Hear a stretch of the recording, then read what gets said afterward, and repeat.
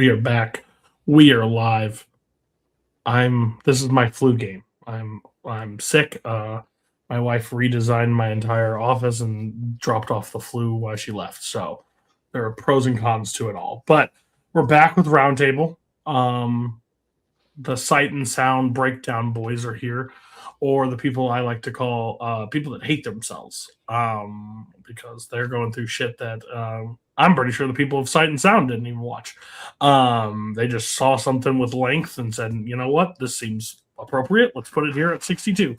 And my partner in crime, the person I do so many shows with, that we truly hate each other, honestly. Mark Menchaca is here. Mark, how are you? And what did you decide to grace us with this time? I'm doing very well. We're back for a long time. I see you so many days of the week now. It's just that, now football season's over. It's one less. So we can start to miss each other a little bit. Anyways, I brought Children of Men mainly because of the group that we have here to grace our presence today. Children of Men on the Sight and Sound Breakdown, boys? Is it on there? Is it? Nope. Yeah, idiots. See, that's where one of those reasons. Idiots.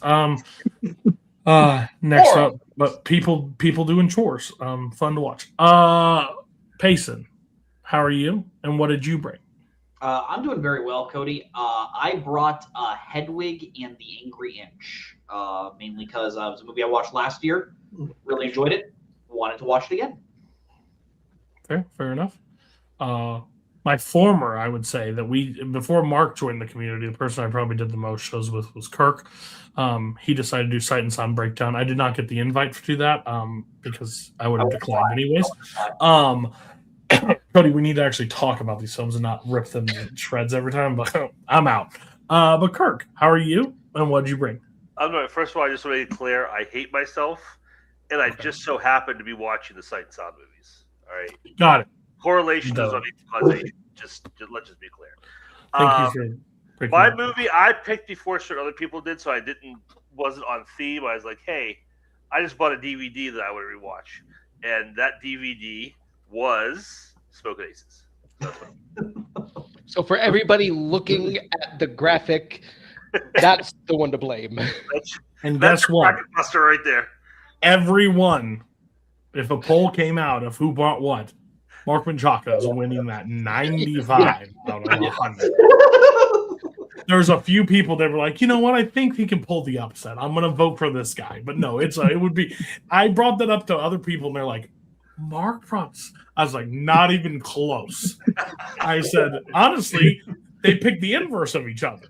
Because if you would have said what Mark brought, I would have said Kirk would have brought it. So yeah, they literally, and they didn't discuss it. Like they didn't say, hey, you bring that. No, it was fully random. It's crazy.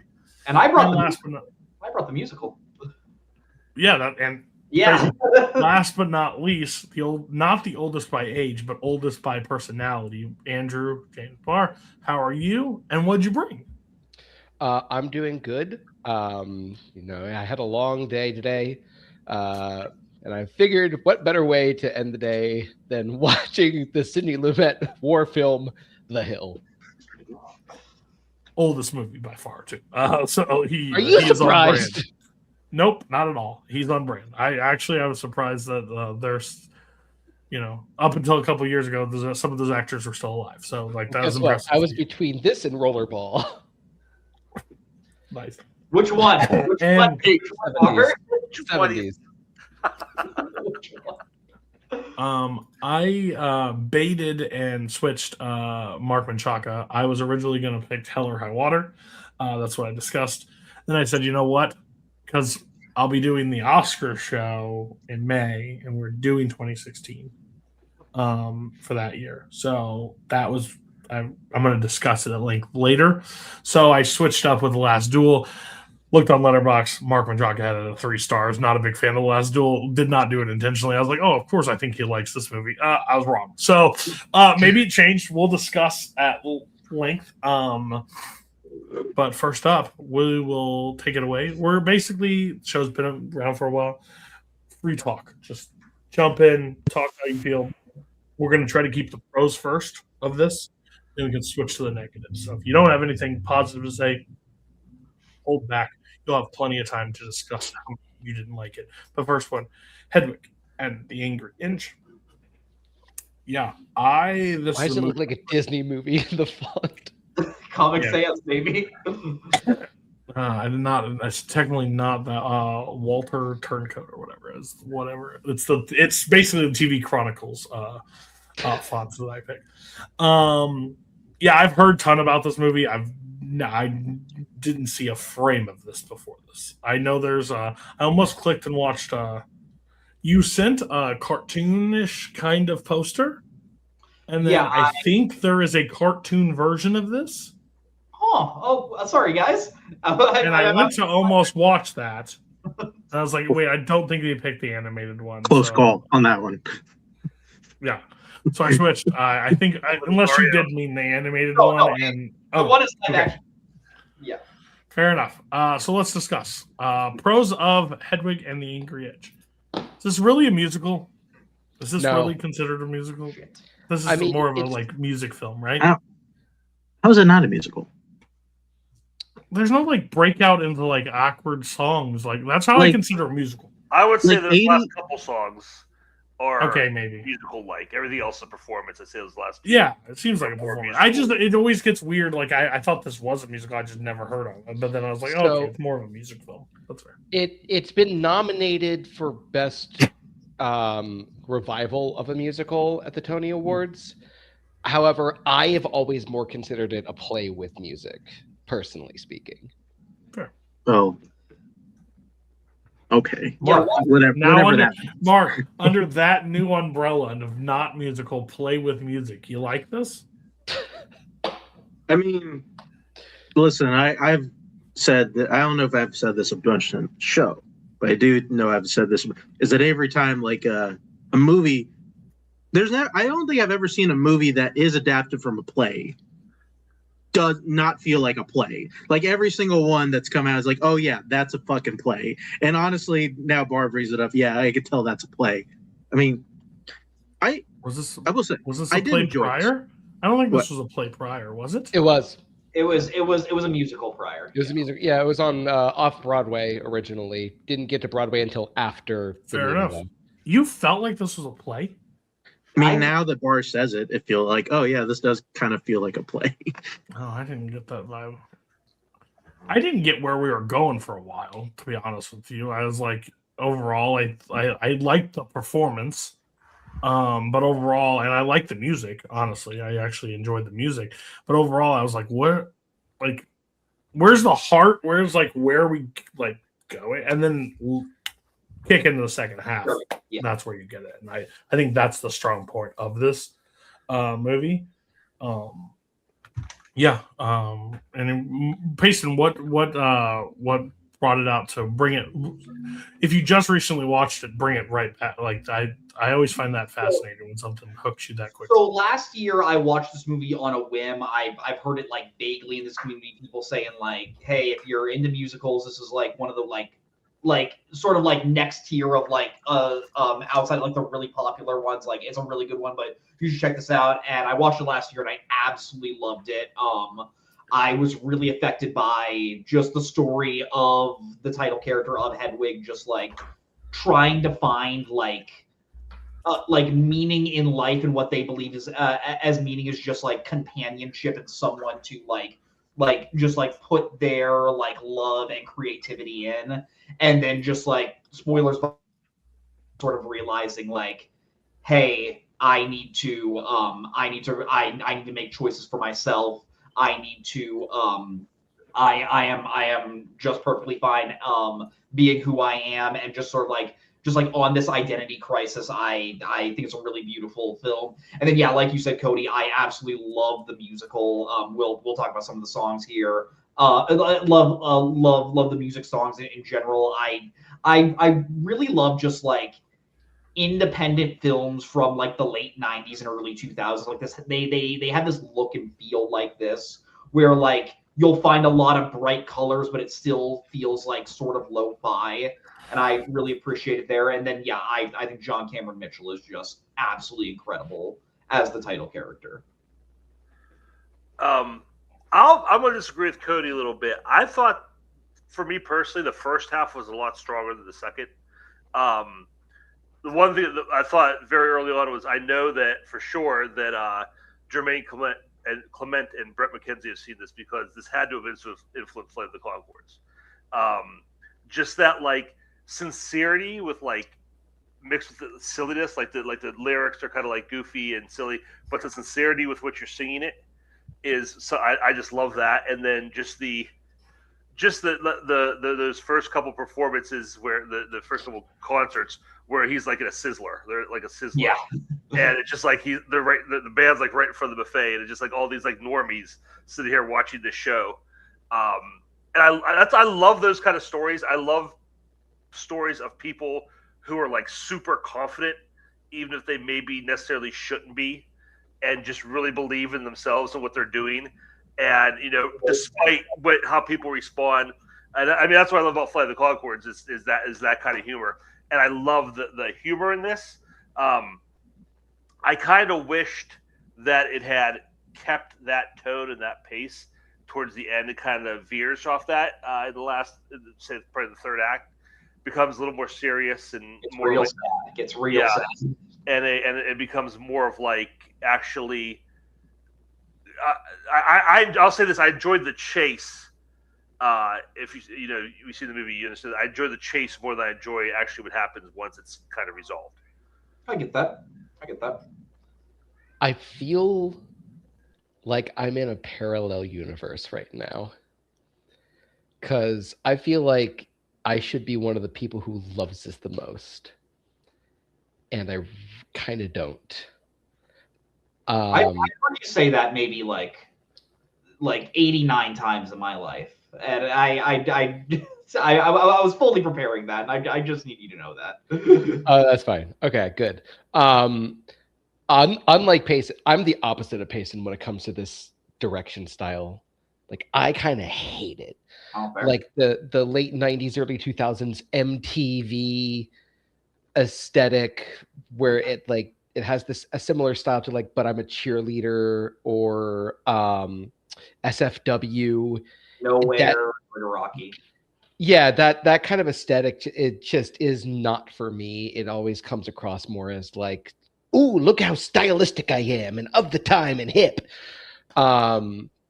Even though I will say, what's that? I just think that style looks horrible on screen. I just have always thought that, like, and I get it. The problem with me is I just like, oh, that's the 90s. Like, that's just the shot that they take. That's fine. Like, that's the best cameras they could find or whatever, but it just looks horrible. But overall, I just feel like that's of what we're at. But if that's an aesthetic that they go for, that's. I think it was an aesthetic choice, to be honest with you. Which it kind of fits for this movie, to be honest with you. For the style, yeah, but I mean, I'm also not a fan of Velvet Goldmine, which this reminded me a lot of. Love that movie. See, you and I are very different people when it comes to this. Also, I'm not, aside from The Origin of Love, I'm not a huge fan of a lot of these songs. And Cody, I'm actually really surprised that you liked most of these songs because I know your opinion on David Bowie and Iggy Pop and like all that stuff, which this is clearly like the musical styling of. Yeah, the style, the music, John Cameron Mitchell is incredible in this film. Their performance is really the saving grace of this, but I couldn't care less about Tommy Genosis or whatever his name was. Like Tommy Gnosis, yep. Tommy Knowledge. Yeah. I could care less about him, having gotten to see his backstory and just thinking to myself, what a bitch. What a whiny little bitch. Yeah, yeah, no shit. No, I know. It doesn't help. I just want to like one of the most punchable faces ever. Yes. I just want to lead with this. This movie's gonna get when I watch it again, not sure. But I was very sick and medicated yesterday while watching it. So anything's possible of why I enjoyed it the way I did. Who knows? I wasn't myself. By the way, I want to do a course correction. There's not an animated movie with this. I was again medicated very Earwig and the Witch or whatever. Oh. When you type stuff in, you get little too close to that. That's And funny. That's the little animated girl is singing on the thing, and I was just like, "This could be the same." I don't know what I this wish is, you would but watch that. It's That the would've been worst. great. I kind of wish I would have too. it's the Studio Ghibli movie. It is the Studio Ghibli. My whole hope one day is somebody just watches the wrong movie from somebody else when they show up. Hasn't Nazario done that Nazario before? Well, actually, I think that was Zach Ford. I think Zach Ford watched. Oh, yeah, the it was wrong Zach. movie or something. But, yeah, I had fun with it. Like, I shouldn't say I had fun with it. Like, your aesthetic for the like. This may seem sacrilegious when I say this. I don't mean it if I'm totally off base, but like Getting ready to gasp. a lot of those movies look like that. Like Train Spotting looks like shot like this way too. I think there's just movies with that aesthetic that, even though I think it looks bad, it fits the movie that it's in. And I think this one, if it was like higher quality, that would be a mistake in my opinion, because it needs to look like cutting room for like indie kind of like when I was growing up and everybody said indie movies or whatever, I always thought of like these kind of movies like under like that don't have the massive quality of all the other ones. Now there's more to indies now, but that's just where I thought it was. But Well, I thought like the low budgetness is not my problem. It's like the kind of like in your face aesthetics. That's more where it's trying to fit like the Gen X kind of style. That's more where I'm kind like, as I said, MTV aesthetic. I just love that we were like, hey, we're gonna keep the positives first and keep the negative. And Bar came in and be like, this thing fucking sucks, guys. I want to be honest with you. Ass. No, I get it. Mark doesn't get a lot of allies on this show, but he's like, one of me. Go, baby. For some reason, whenever I'm on the show, Mark and I are like simpatico usually. No, but I will say, like, the main performance I think in this movie is insane. Fantastic. I think they're really good. Like, I don't know much. Like, I don't know much of like their work at all. I haven't seen it, but like, this was a real surprise for me. I thought like. And I think that's one of the major things of this movie. If you don't have somebody strong in that role, this movie's a complete disaster, like utter disaster. Because I think supporting parts around it is a little weaker that's for fair. sure. Yeah. But like, I'm fine with that because like that's not what the main story's about. So I'm okay with like it not being as strong. Want to talk about negatives, or do you got any more positives before we go to the negatives? Yeah, no, just like what you said about Mitchell's performance. I just think the character of Hedwig is just so interesting. Where like when we first meet her, they're like they just feel so comfortable in their own skin, like performing in like these really like bombastic and like flamboyant way, and then just seeing just how just shitty of a deal they've had in the past. Like for me, the saddest moment is when Hedwig's first partner leaves them for another guy, and they're sitting there in the RV post operation, has given up everything, and then they see on the TV of, hey, the walls in Berlin have gone down, and they didn't even need to they didn't even need to escape the country, and just seeing that they've completely changed. Yeah, can't agree more. Yeah. Um, Yes. Sometimes you got to wait a little bit, and the Berlin Wall's just going to come down. Yeah, just Yeah. I mean, that common saying, right? Patience is a virtue. I did just see that John Mitchell plays Joe Exotic in a thing. Looks like a TV with Kate McKinnon. Oh, Versus the Joe Tiger and King thing. Yeah. Tiger I King. forgot. So hey, need some more. Apparently, 384 minutes exists out there for you to watch. One Love other the shows. positive, I just want to say I'm really glad they made the angry inch, not itch joke. because until like probably 3 or 4 years ago, I thought the name of this movie was Hedwig and the Angry Inch. That's funny. So, That's funny. I'm glad. I'm happy they acknowledge that. I do want to say that I think the people they chose to be in like the restaurants and the eateries, expert casting. Those people were the best possible people to cast for those scenes. That big bar fight, like I'm not sure if any of you guys thought when Hedwig does the full like swan dive off the table. I was just thinking of the end of The Wrestler where Mickey Rourke does the dive off the top ropes. Like I feel like Darren Aronofsky totally copied that shot. My favorite moment of the movie is when Hedwig is walking around doing that rant in the restaurant. Yeah. And they go over and they kick open the door. And the sun just pours in. It's lunchtime. Like these people are just here eating lunch, and the show is happening on. I'm telling you right now, regardless what band it is, if I walked into any place and I was about to eat and I saw drums and all that stuff set up, I'm those people 100%. I'm like, we're fucking late. Like I'm not doing this. Like. like I just thought I was like I've never related to people more in a movie than like what are you saying? Like you say you go in there and some person's talking about their botched sex change operation. It's like, all right, I guess I'm not eating at Golden Corral today. I guess I'll go somewhere else for lunch. You don't want that car wash sequence. Yeah, I can see my wife being like, "Oh, nice." I'll be like, "We're good. I'm not doing this." Any of the negatives that we want to discuss? I already said my piece. Yeah, I mean, just the opposite of what I said. I feel like I said, I from a narrative point, it's great that Hedwig gets closure. It seems like and kind of like moves on with her life, but I kind of just, I'm rooting for them. It's one of those characters that you want to see.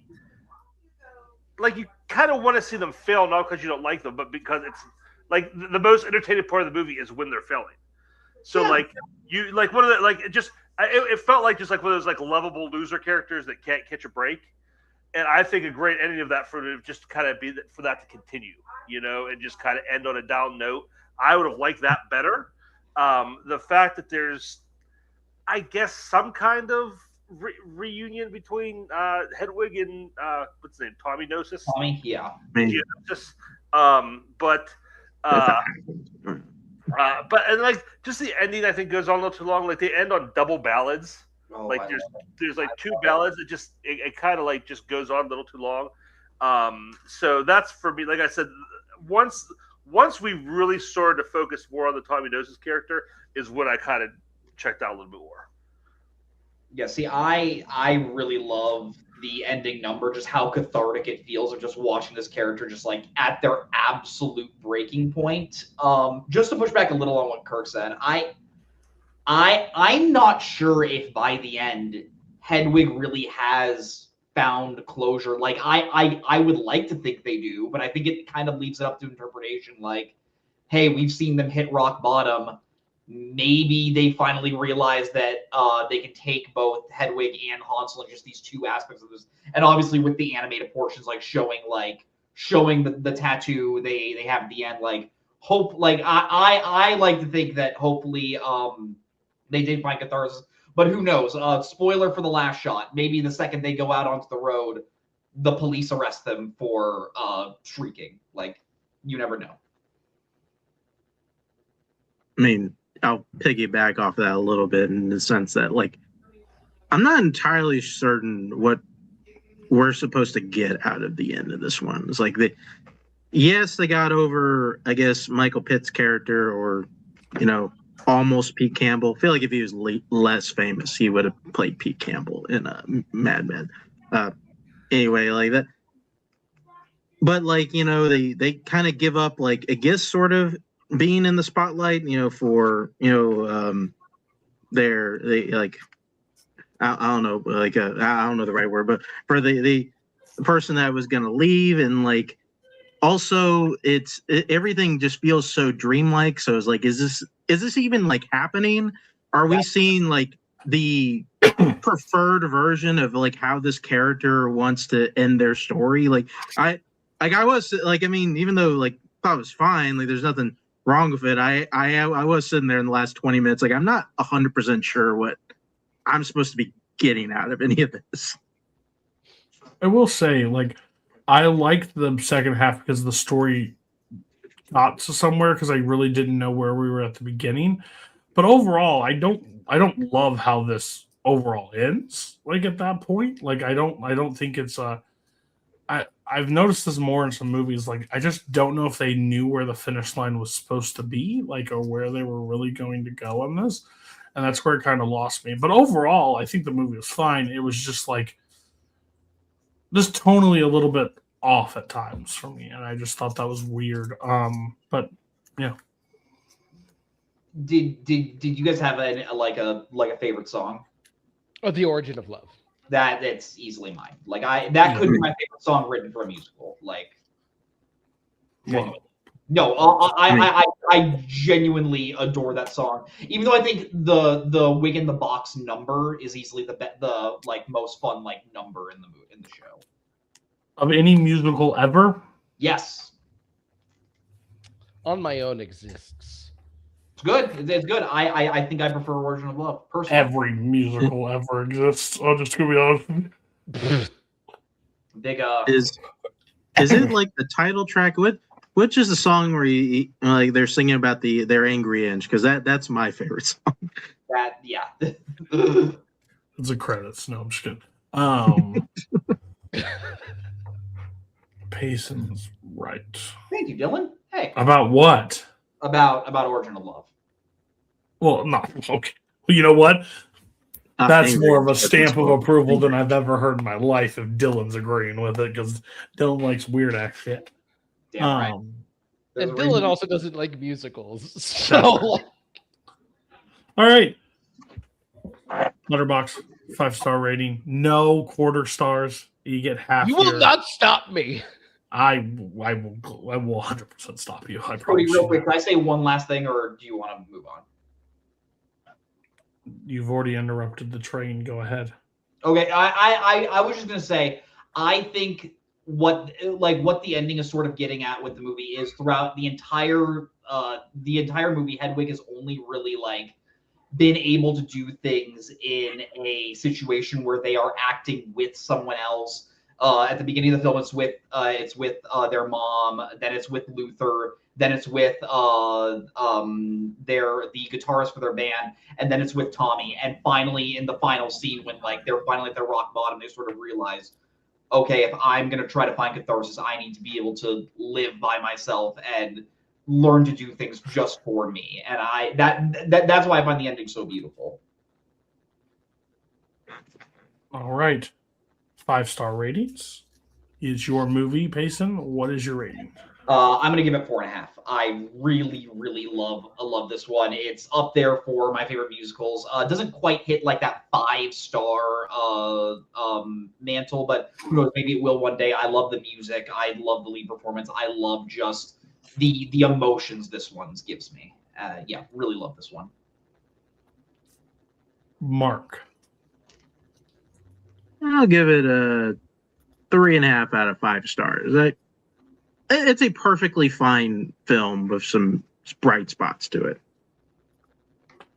I will also be joining you with 3.5 stars. I think it's solid. I just don't know if I'll ever watch it.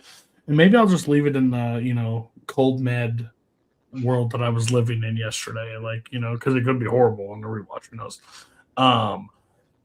Maybe I'll finally get what the director was going for. Kirk, what was your rating? I'm going to give it a positive 3. Like I said, movie of 2 halves for me. Really liked the first half. Didn't necessarily stick the landing. So I think I will go 3. And Bar. 3.25. God damn it.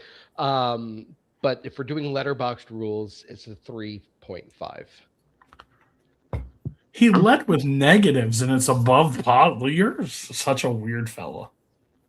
There was enough good things about it. You led with all You didn't negatives. say any of them. I don't think it's great. Didn't say any of them. He just ripped the shreds and be like, you know what? 3.5. I'm feeling generous. All right. The loudest movie that we will talk about tonight is not Smokin, it's The Hill. My God, this movie is so fucking loud. Like, and I don't care. They're in the army. I don't fucking care. Back up the microphones. I don't know what they're everyone is screaming for the entire movie.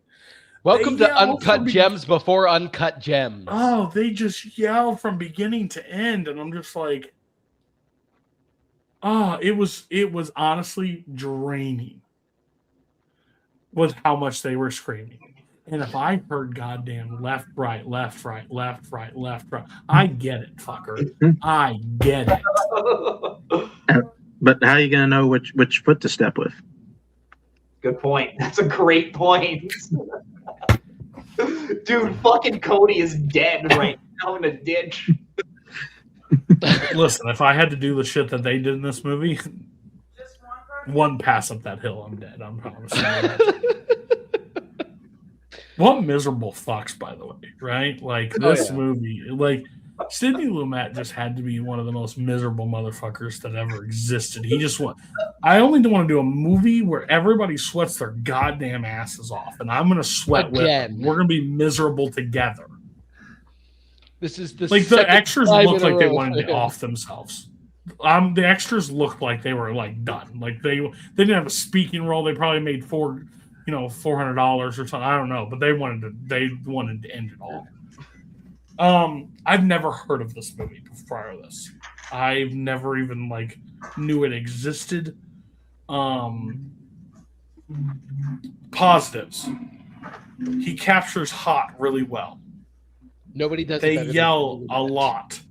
Sean Connery is always a treat in every movie that he's in. I enjoy that. I'll leave it for there and let the rest of you take up on it. I'm just curious, what's Sidney Lumet's deal with loving narcs? I guess he's a pretty big fan of narcs for whatever reason. I kind of want to know what's his fascination with that. Well, I mean, he loves the rules. Can't blame a guy for loving the rules. There are rules. When you look at the things they're narking against. He's a fucking hall monitor when he was a child. Guaranteed. Out of class, get him. No pass key.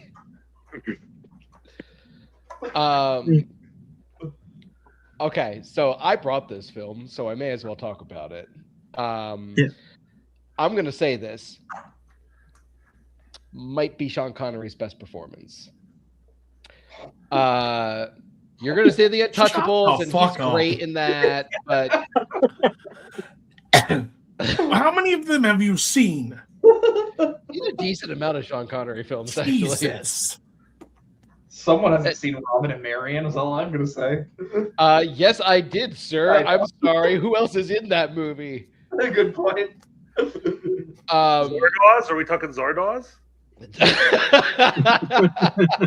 No, we're talking The Last Dragon. There are so many things that I really do love about this movie. First of all, the cinematography in this movie is some great cinematography. That one shot of the hill and all five of them just completely worn and beaten down at the end, and you got the three captains kind of standing on it. What a shot. Maybe one of my favorite shots in film history. I want a poster of it. The Kiss Me Goodnight Sergeant Major scene is my favorite scene in this movie.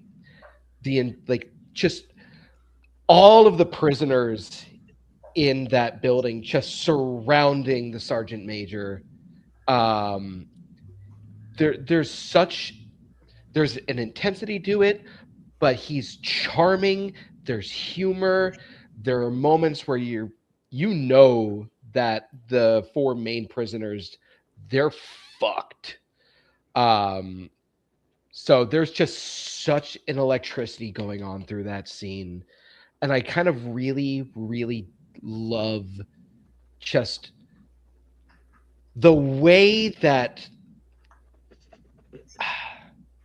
you want Sean Connery's character to win, but sometimes he makes the dumbest decisions based on his pride. Like when he gets the shit kicked out of him after being like, okay, yeah, you, me, one-on-one, and then you turn and it's like, now you dumbass. I love most of the story. I do have some problems with the film, but I think it's directed well. I think it's acted incredibly, and I think it's just an amazing film to look at. Yeah, I'll go. I'm on Bar's side here. A lot of the stuff that Cody said is, I assume, negatives. I kind of like. I love the way the prison is presented, like those shots, just those wide shots of everything going on. The way it uses that space and how alive it feels. There's always people marching and drilling, and soldiers doing something, and prisoners doing something. I just love how it takes the time, like that first scene where they walk them over the hill, and you see everybody drilling behind them, and then they take the time to go up and down. Like movie, it's like it's slow paced, but it's very intentional in its pacing. I love that, the way it looks. Yeah, I think Staff Sergeant Williams is like one of the all time great movie villains. Just how manipulative he is, yeah. the way he is like pulling strings. Like he doesn't have any power. He's a very weak person, but he's still able to manipulate the people around him enough where he gets what he wants, and I love that. I think sometimes there's nothing more terrifying than a person who has very little power who acts like they have all of the power. Yeah.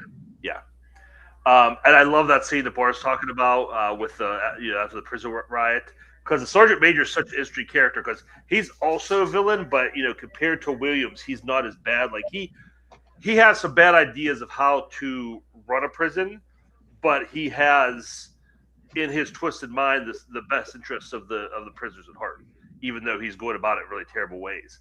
And I love that scene because the way he diffuses that, the way he, like Bar says, uses his charm to kind of turn the crowd and not necessarily get them on his side, but get them to back down and get them to feel a lot better than they did 5 minutes earlier, I think is really cool. Ossie Davis in this movie, he's my favorite part of the movie. After the part where he kind of just is over it, those scenes are just the greatest part of the movie to me. So yeah, I think this is a great movie. Yeah, the cast member for me that's always jarring is Roy Kinnear, Veruca Salt's dad.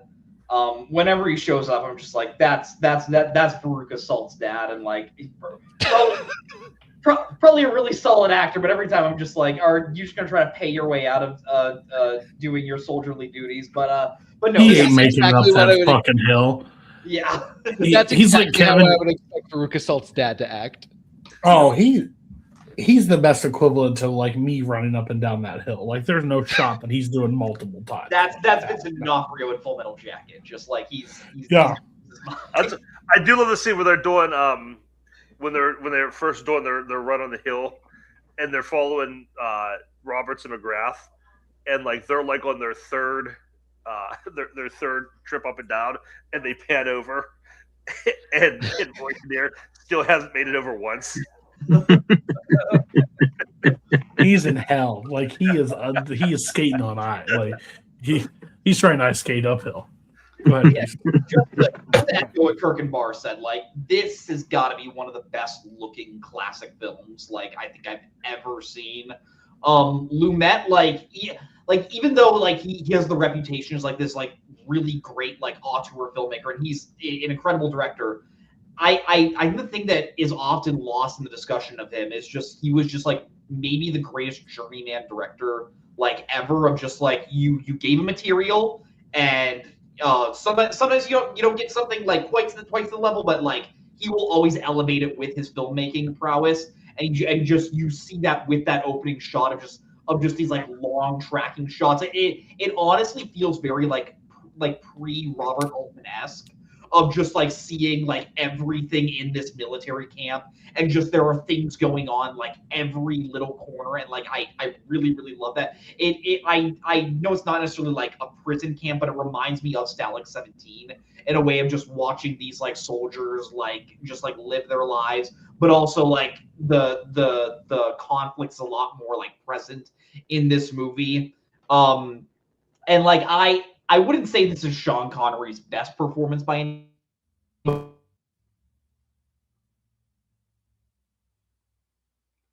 Well, you sure did. I mean, like, I'll say, like, I kind of wish I had gotten a little bit, kind of more like the first half of the movie. You guys kind of pointed out, like, because I mean, I thought the first half was fine. I think really where this movie picks up is the second half. I think the second half is pretty spectacular. Kind of once we have the actual death and things start happening, and we almost have this. We have this weird kind of almost like political council meeting, like of all the prisoners, and like everybody's trying to confess, like it, and then like just things just kind of start happening really quickly. I think that's when I feel like that's where I feel like I see more of Lumet's strengths be highlighted kind of in that second half of the movie. And I don't know if I'm there, like, at least on Connery being great in this movie.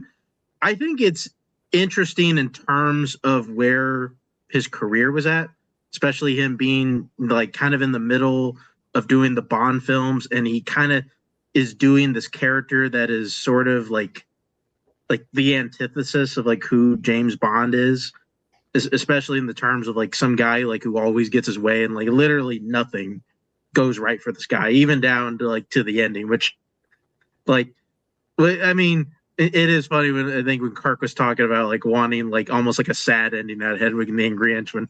But yeah, that's exactly what we got here in The Hill. Oh, it's so good though. Yeah.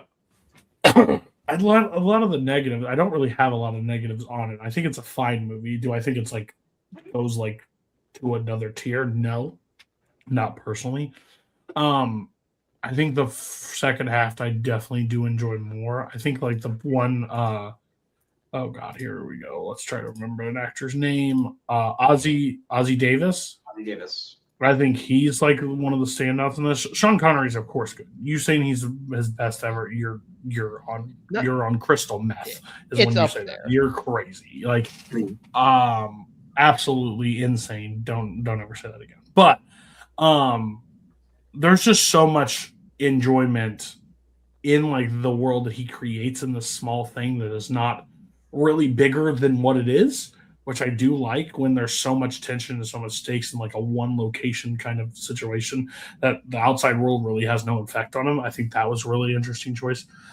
I thought it was funny because I was like, The Hill, okay, cool. But you see these and like how much improv or how much they decided to do what they did, like the falling and just suffering through the whole thing. Like it looks absolutely as miserable as they could describe it, which I think is a really good job of like portraying something that I think even when they're walking over, they're like, okay, it's a hill. But then once you start it, you're like, holy shit.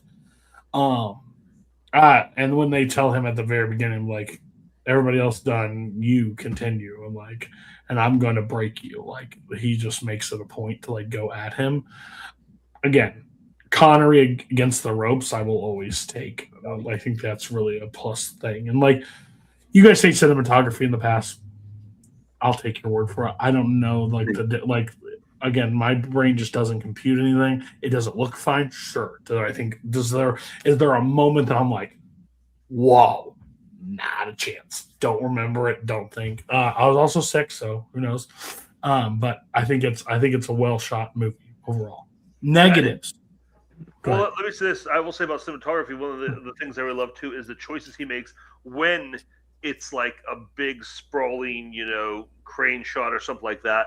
And then you have those moments where it's almost like guerrilla style with those like super close-ups, when they're in a cell and the camera's just whipping around and getting up in everybody's face. I really love that he does like very different multiple camera techniques depending on the situation and where they're at in the story. Well, I will agree with that. I saw a lot of nose hairs in this movie. And a lot of great British faces too. A lot of great, my God, teeth and foreheads and jawlines. We'll see how everybody feels about this. It's too So- long. It's my negative. It's too long. It It's doesn't a need to be. little lengthy. I think for a story like this, like if it was like an hour 40, perfect. When you're in a movie about misery, basically, everybody's in it and is miserable. I don't love to be in that world for that long, for too long, because it starts to drain on you as a part. Like watching, like God, either put a bullet in their head and end them all right now, or gosh, or like somebody's got to die at some point. Like I felt a movie, especially with the runtime. I felt the length in a movie like this. One of my problems with the film is I kind of No strong said numbers. I kind of said this was Uncut Gems before Uncut Gems, where it's just like driven by the anxiety of everything that's kind of happening. What? You said it was loud, everyone's yelling the entire time. That's what Uncut Gems is. It builds up and ramps up the anxiety of the moment, okay? But sometimes the frenetic pacing of everything kind of loses the story, or it kind of like gets the story a little like clumsy. Like the whole thing with Rory Kinnear's character, him just yelling, I want to get a different cell, I want to get a different cell. After a while, I'm just like, I get it, we get it, we get it. And the other guy, I can't remember his name. He's the one at the end that beats up the staff sergeant with Ozzie Davis. The one who kind of like turns his opinion on everyone. McGrath. McGrath, McGrath. thank you. Yes. It doesn't really quite clearly show like why his opinion changed. It's kind of just happens. I wish that was explored a little bit better. I mean, he was pretty close to doing it in those other times. I mean, he was kind of on the edge. He didn't want to rock the boat. Just to piggyback off a point that Cody said about just like the length of this movie being so misery inducing, like I think spending this much time does sort of like feel like a knock against it, which I do agree. I was talking with one of my friends about this movie, and something they did say was you do often see the argument of like, is there such thing as an anti-war movie that is set on the battlefield?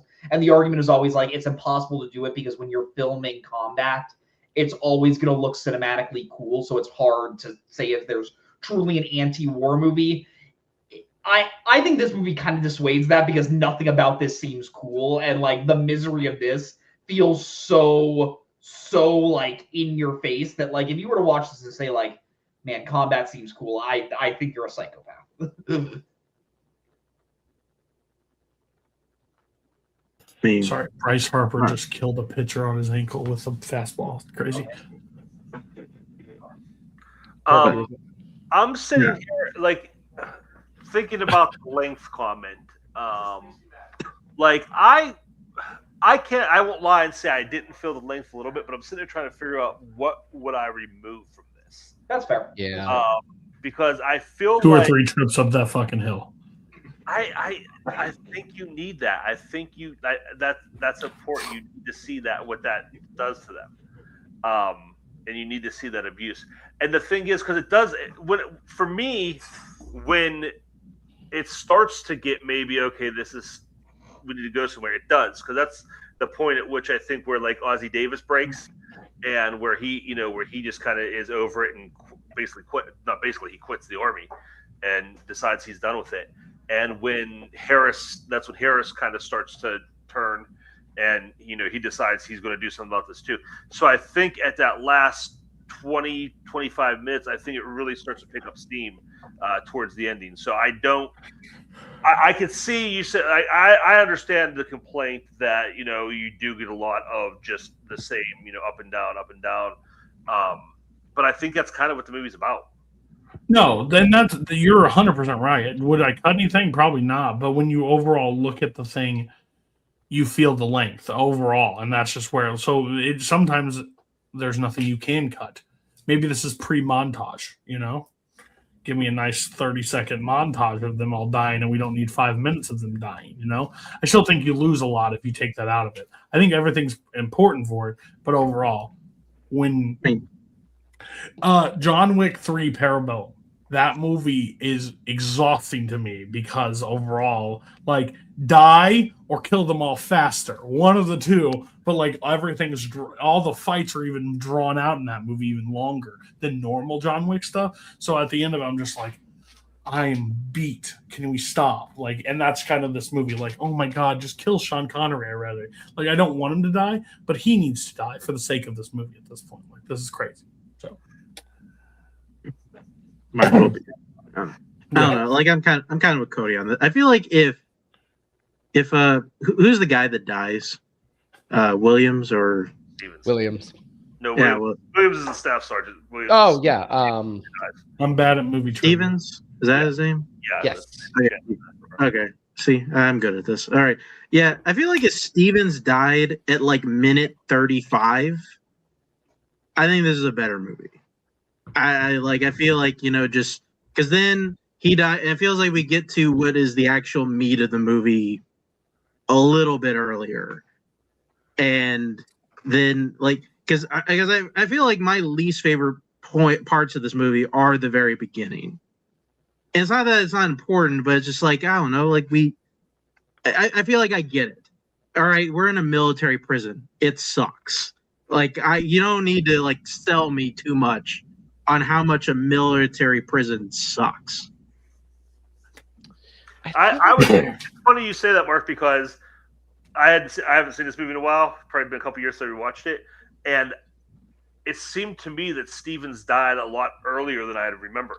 I felt the exact same way. Yeah, and again, for the rest of the plot to happen, because the whole movie kind of hinges on the sergeant major and Williams manipulating the story of how he died, and I think it has to be a slow burn, a slow thing that happens over time that eventually wears him out and kills him. Because I think if he dies too fast, it's too easy to pin it on somebody, and you really can't play those psychological games they play for the rest of the film. Oh, that is probably one of the scenes I would cut down, though. The scene where they're both like drunk off their ass. Like that is a scene where I'm like, okay, we can cut the fat a little bit with this one. That's fair. Yeah. Right. Star ratings. All right, Bar, you picked it. You get to. Okay. It did go down a little bit for me, but it is still 4 stars. 4 stars. Okay. Kirk. Everybody knows how much I love Sidney Lumet. He's probably one of my top 3 directors all time, and this is probably top 5 in his filmography for me. So this is going to be a 4.5. Wait until you hear a guy named Martin Scorsese. I think he'll change your mind, change your life. Payson. Yeah, I also really love Sidney Lumet. This is not one of my absolute favorites of his, but I still think it's really good. I'm gonna give it a 4. Is the Anderson tapes in your top 3, Kirk? It is not. Fraud. All right, Mark. Yeah, I'll stay with it. We'll say because Sean Connery doesn't say winners go home and fuck the prom queen. That's the reason why this can't be his best performance. If he says that, it'd be his best performance. But yeah, it's 3.5 out of 5 stars. I liked it more than I thought it would, and once the second half kicks in, it's really good. He also doesn't talk about the Chicago way in this, so it definitely can't be his best performance either. So, yeah, and let me tell you, when they bring a gun, when we bring a knife, they bring a gun. They should have done that in this movie. He wouldn't have had a lot. This movie would have been a lot faster. He should have took him out. Never says you the man now, dog. Yeah, Jason, I will cut you off. You the man now. 3.5 stars. Losers always whine about their best. Yeah, 3.5 stars. I think it's a good movie. I don't know if it will get past it. And top 5, Lumet is crazy. But No, I think that's fair. Well, you don't know movies. We could talk. We could talk after. I'm not being facetious here. We could talk after. I'm curious to see what you put above it. Fair enough. All right. We are going to talk about Smoking Aces. Let me tell you. All right, Mark, you brought it. Why don't you talk about it? I mean, I this just movie. want to know if anybody thinks that can anybody name another movie that packs so much fucking shit in one movie in such a short runtime? Kind of what I was thinking. Like I had fun watching. There is a plot point per second. Yeah. Like once some plot is settled, another one, like 3 more appear. At one point, I was just like, "Who the fuck is that guy?" And I'm like, "Oh yeah, that's that guy from that point." Blah blah blah. I'm like, "What are we doing? Are we still hunting a guy? Do we still care about this guy?" I will say, I had a damn good time though. I'll be For- honest with you, damn good time. This is a turn off your brain and just fucking kick and go. This is the Vince McMahon sitting behind the fucking thing. And telling what this means. I want him to come and I want him to kill somebody. Like that's what we're doing. Did a man switch races like 15 minutes in? Like I Yes. could have sworn there was a guy Yeah, with a mask. He's like, he's a black man. He kills them, takes off the mask. He's white now, and it's like, oh, okay. Yeah, he 100%. The greatest and like the greatest disguise. Like it is not a mask when he's first. Some of the worst mask work that's ever existed in this movie, but they make you believe it. Yeah. Like they kill Ben Affleck like what 20 minutes into this movie? I Yeah. think if you ever sat down and somebody measured like the shortest amount of time total amount of time characters had in the movie from the time they're introduced to the time they were killed, this would be like the shortest ever because like so many characters like, oh, this character's going to be important. Oh, they're dead. Like they had to sit there and be like, "Hey, I want you in this movie." I don't have a lot of time. What if I told you I need you for like maybe a day? You know, I'm one main character. Yeah, but you're gonna be dead real quick. 3 scenes. I just need you for 3 scenes. honestly, I think there's another movie like that being made right now. I think it's called Avengers Doomsday. Be honest. Tell me I'm Come wrong. in. Perfect.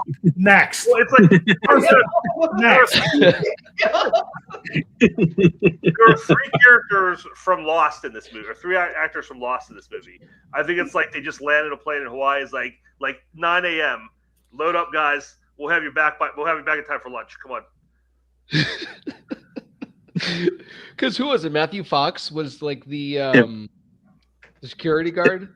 Yeah. It was Matthew Fox. It was Kevin Durand, and Nestor, and it was I don't know the guys, but it's Richard Alpert. You know Nestor. he's the guy who played the Nestor Blade. Campbell, was that his name? Nestor, something like that. Nestor's first name. But yeah, Yeah. Mr. Carbonell. yeah, Carbonell. That's it. That guy. Yeah. If you guys are in movie trip, when you guys get your next match, and if they ever ask you who plays this character in Smoking Aces, you might as well just take the cyanide capsule now. I guarantee you're gonna be pissed No, because I can give you a guess and you're gonna miss it. nothing. Just the character name. Just take a while. Yeah. Yeah.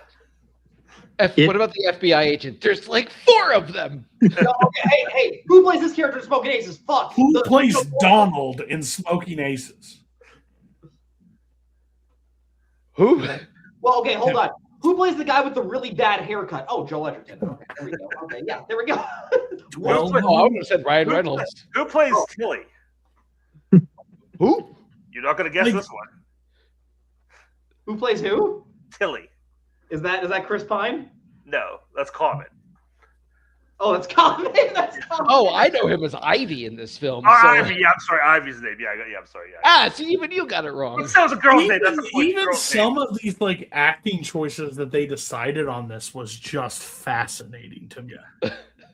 Like, just sit down and be like, all right, no, this is who I want you to play. Like Chris Pine, I want you to play like this. There are guys that look crazy rednecks and like psychopaths or whatever that have played that role 7 times. No, we're gonna get Chris Pine to play that role. Why? Just because. See if you can get Because that right. we Chris want Pratt at this to point, find fresh off of Princess Diaries. Yeah. What a neo-Nazi. Actors You're gonna like these take- actors use this just to get reels for their flipping audition tapes. Like, I can play this. When Jason Bateman showed up, it took me like 5 minutes to realize that was Jason Bateman because he's so washed out and just so worn down. I was like, is that Jason Bateman? Like, that feels like a real William H. Macy should be playing, but no, it's Jason Bateman. So good. Who plays Buddy? Jeremy Piven. There we go. Hey, buddy. Jeremy Piven is the only one that is perfectly cast for this movie. Because, like, if you told me the guy that they're hunting down is Jeremy Piven, yep, that checks. That a magician, creepy, like guy that is over his head, that's Jeremy Piven's. Everybody There's a else, reason- how did we all get here? There's a Was reason Alicia I Keys stole a walking monologue. by the studio and you said, "Hey, you want to be in a movie?" Like, why is Alicia Keys in this movie? Go ahead, Bar. Because it's Alicia motherfucking Keys at this point. What is this, 2004? 2006, She keeps yes. falling. 2006 Alicia Keys. And this It's was just- like, why is this the movie though? That's the only thing. Why is this the movie? She popped up could've like picked Ray, Because I'll tell you why. Ray I'll tell Liotta and Ben Affleck in this movie sharing the screen with like Jeremy Piven and like Common. And so I'm just like, how did we all get here? But let's Money. just be real. Did anybody hate this movie? No. Oh, I had a blast. I had a blast. Yeah. Oh, Bar. Oh, come on. Hold on. Right. I didn't There was a lot of musical artists and no musical numbers. Gotta be There's- able. I have one giant problem with it, and we'll get to it. Nothing is better than watching Taraji P. Henson have a 50 cal sniper across the way With an eye patch. that is looking at this girl that doesn't resemble Alicia Keys at all and thinking that she is dead and decides to unload like it's a machine gun across the way, hitting no one. And then, you know what's the best response for a 50 cal coming through? We're going to take our pistols Yeah. and we're going to return fire across the way. Shoot blindly at an entire hotel. They got like There are four guys people with dead. 9mm, 4 guys with 9mm, and like 2 guys with like 12 gauge shotguns, like firing at the opposite hotel. I tell you something, those guys would suck at Fortnite. Oh yeah, they would. Like it's coming out the window. Where the fuck? Like, there's nobody out there. There's nobody in a helicopter. Why are you shooting? Whatever like, she is shooting is removing pieces of the wall. Yeah. I don't think what we got is going to cover it. I just don't think we got it, guys. I was sitting there, like, when this started, I was sitting there, I was just like, oh, come on, this is going to be. I wanted to keep this, like, where Space Jam should be, like, in my back of my brain, like, 13-year-old just enjoying the hell out of this movie. And then all of a sudden I see it, and I'm like, I mean, could be worse. Could be worse. I had a lot of fun. good. I think it's the goofiest one of the goofiest action movies, and that Kirk brought it is like a double like head rip. Something I found really refreshing with this movie is in 2026. I think we know Ryan Reynolds is like the smug, wisecracking, never taking anything too seriously sort of actor. Always has to like wink at the audience. I found him really refreshing playing a character that like is kind of the straight man in like the most insane shit that is going on with around him, and he's not like bad by any means. And I just thought like when I saw Ryan Reynolds in the lead role, I thought I knew what part it was going to be, but like he doesn't make a ton of jokes in this movie. Like seems like he's just trying to be like a normal guy. You forget the period of time when they thought Ryan Reynolds was basically Ryan Gosling. I think him and Ray Liotta are good together too. I think that's Yeah. I mean, Ryan Reynolds is horrible. Like he's the worst part of this movie, and that's but not even close. I love gimmicks. Like I love when you take like wrestling gimmicks and throw them into a movie and like try to make it like something similar to real life. And I just love that's what I love about this movie is like you have like the master of disguise, you have the like expert torture, you have like the 70s black exploitation crew. and just bringing them all together. This feels like cartoony proto John Wick to me. Just bringing all Yeah. the different hitmen from all these different worlds and bringing them to the same spot to fight.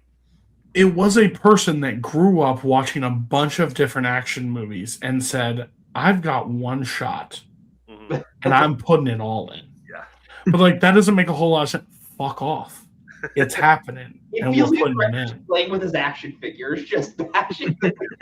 Like this guy, like looking at the movies he's done, the Gray, A-Team, Smoking Aces, Cop Shop. If there's one director that knows who he is, Yeah. it is Joe this Carnahan. guy. Yeah. He knows not to go above his playground. Like, hey, I know what I want to do.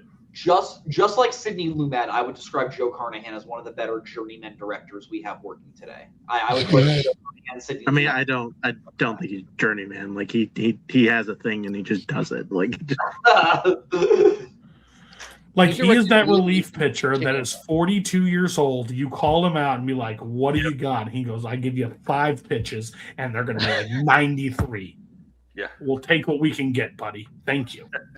And he throws money, absolute money. I mean, there are some really stupid parts. Like you got to be like dumb. Like, isn't it, this didn't just like redefine cinema, but gosh, I mean, like. depends on how old you were when this movie came out. It I'm might have. telling you, brother. You want to know what the most disappointing part of this is that we never got a Georgia and Ivy spin-off movie, because I want to see the movie where Alicia Keys and Common play just like this romantic pair who just kicks so much ass. Oh, I love that's my favorite part of this entire movie is after she's decided to take that 50 cal and decides to launch it through the everybody, and then hey, we got a noise complaint of a 50 cal going off in this other hotel. We're gonna send some people to go find them, and then she like looks through it. The fact that she doesn't take that last bullet and just shoot Common in the head or something, like just to go out, makes no damn sense. But I laugh so hard when she's just standing there. What do you think? One, you didn't even recognize your girlfriend. She wasn't to look anything like Alicia Keys on that floor, and you still decided to shoot. I couldn't tell you going to in 2006 if I was more pumped for WrestleMania 22 or this movie. Like if you put a gun to my head, I don't know which one I was choosing. Let me tell you, I may have chose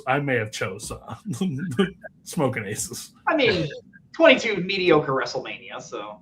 Yeah, but at the time, nothing was better. And I also got in trouble because I bought this on pay-per-view in my house.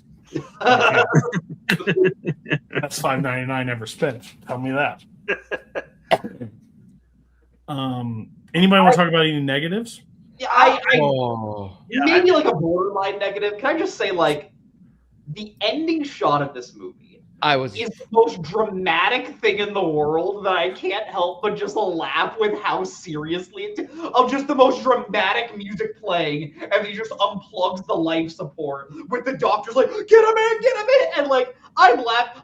I love it. I love it so much. I couldn't tell you what I was just explained to with like what everything is. I'm like, wait, so Piven is like the bastard son of this character, and they're gonna like take his heart, and I have no idea. I don't care, but I love doesn't matter. I haven't seen a movie fumble the bag at the end so hard the way that this movie does. Bro, like I didn't need this overly convoluted, overly dramatic ending for Smokin' Aces. Yeah, I mean, Like- go ahead, Bar. Good. No, go ahead. This Cody. movie is the definition of early 2000s Tom giving you directions. Turn right now.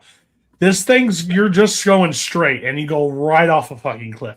It makes no goddamn sense. I forgot about the magician at the way I ended this movie. I'm like, oh shit, they're circling back to this. Oh yeah, that's important.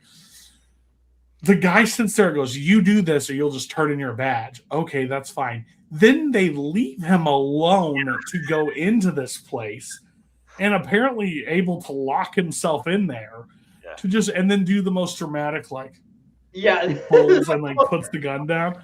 I need every movie ending. Someone needs to edit that music into every movie ending, and you can make it the most dramatic thing. I wanted a title match in Melee so bad for somebody to write in what 2000s films does the mate like one of the characters unplug the like it is the most ridiculous ending to a movie that didn't take itself seriously at all up until that point, and they said, "Hold my beer, I got something. That's We're Only going to tie way this it story could've up. been We don't want better. loose ends. We don't want you to think a sequel's coming." talking Only about way they could have fixed it is if they played Creed instead. the honestly though, like I talked about it with Hedwig, the tonal whiplash. This movie's so much worse. Like it starts out like everything we're talking about here. We're like, oh, it was such a good time. Is like the first hour 15 minutes, and it plays out like, oh, this is gonna be silly. Like we're introducing characters, we're shooting them. Who cares? It's all pretty tongue in cheek. It's just violence for violence sake, and then it turns into like Ray Liotta gets killed, and like Ryan Reynolds is acting like his dad was murdered, like he lost his dad. Like it's like this Bruce Wayne moment.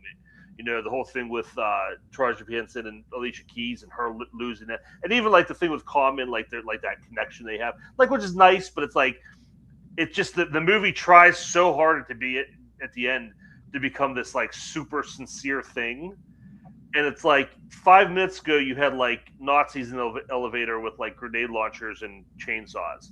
Like it's really hard to merge those two things, and they don't do a great job with it. Also, how long was Ray Liotta's body in that elevator? Because I feel like he dies, and then it takes 20 minutes for his body to be discovered. He's in an elevator. How does it take that long?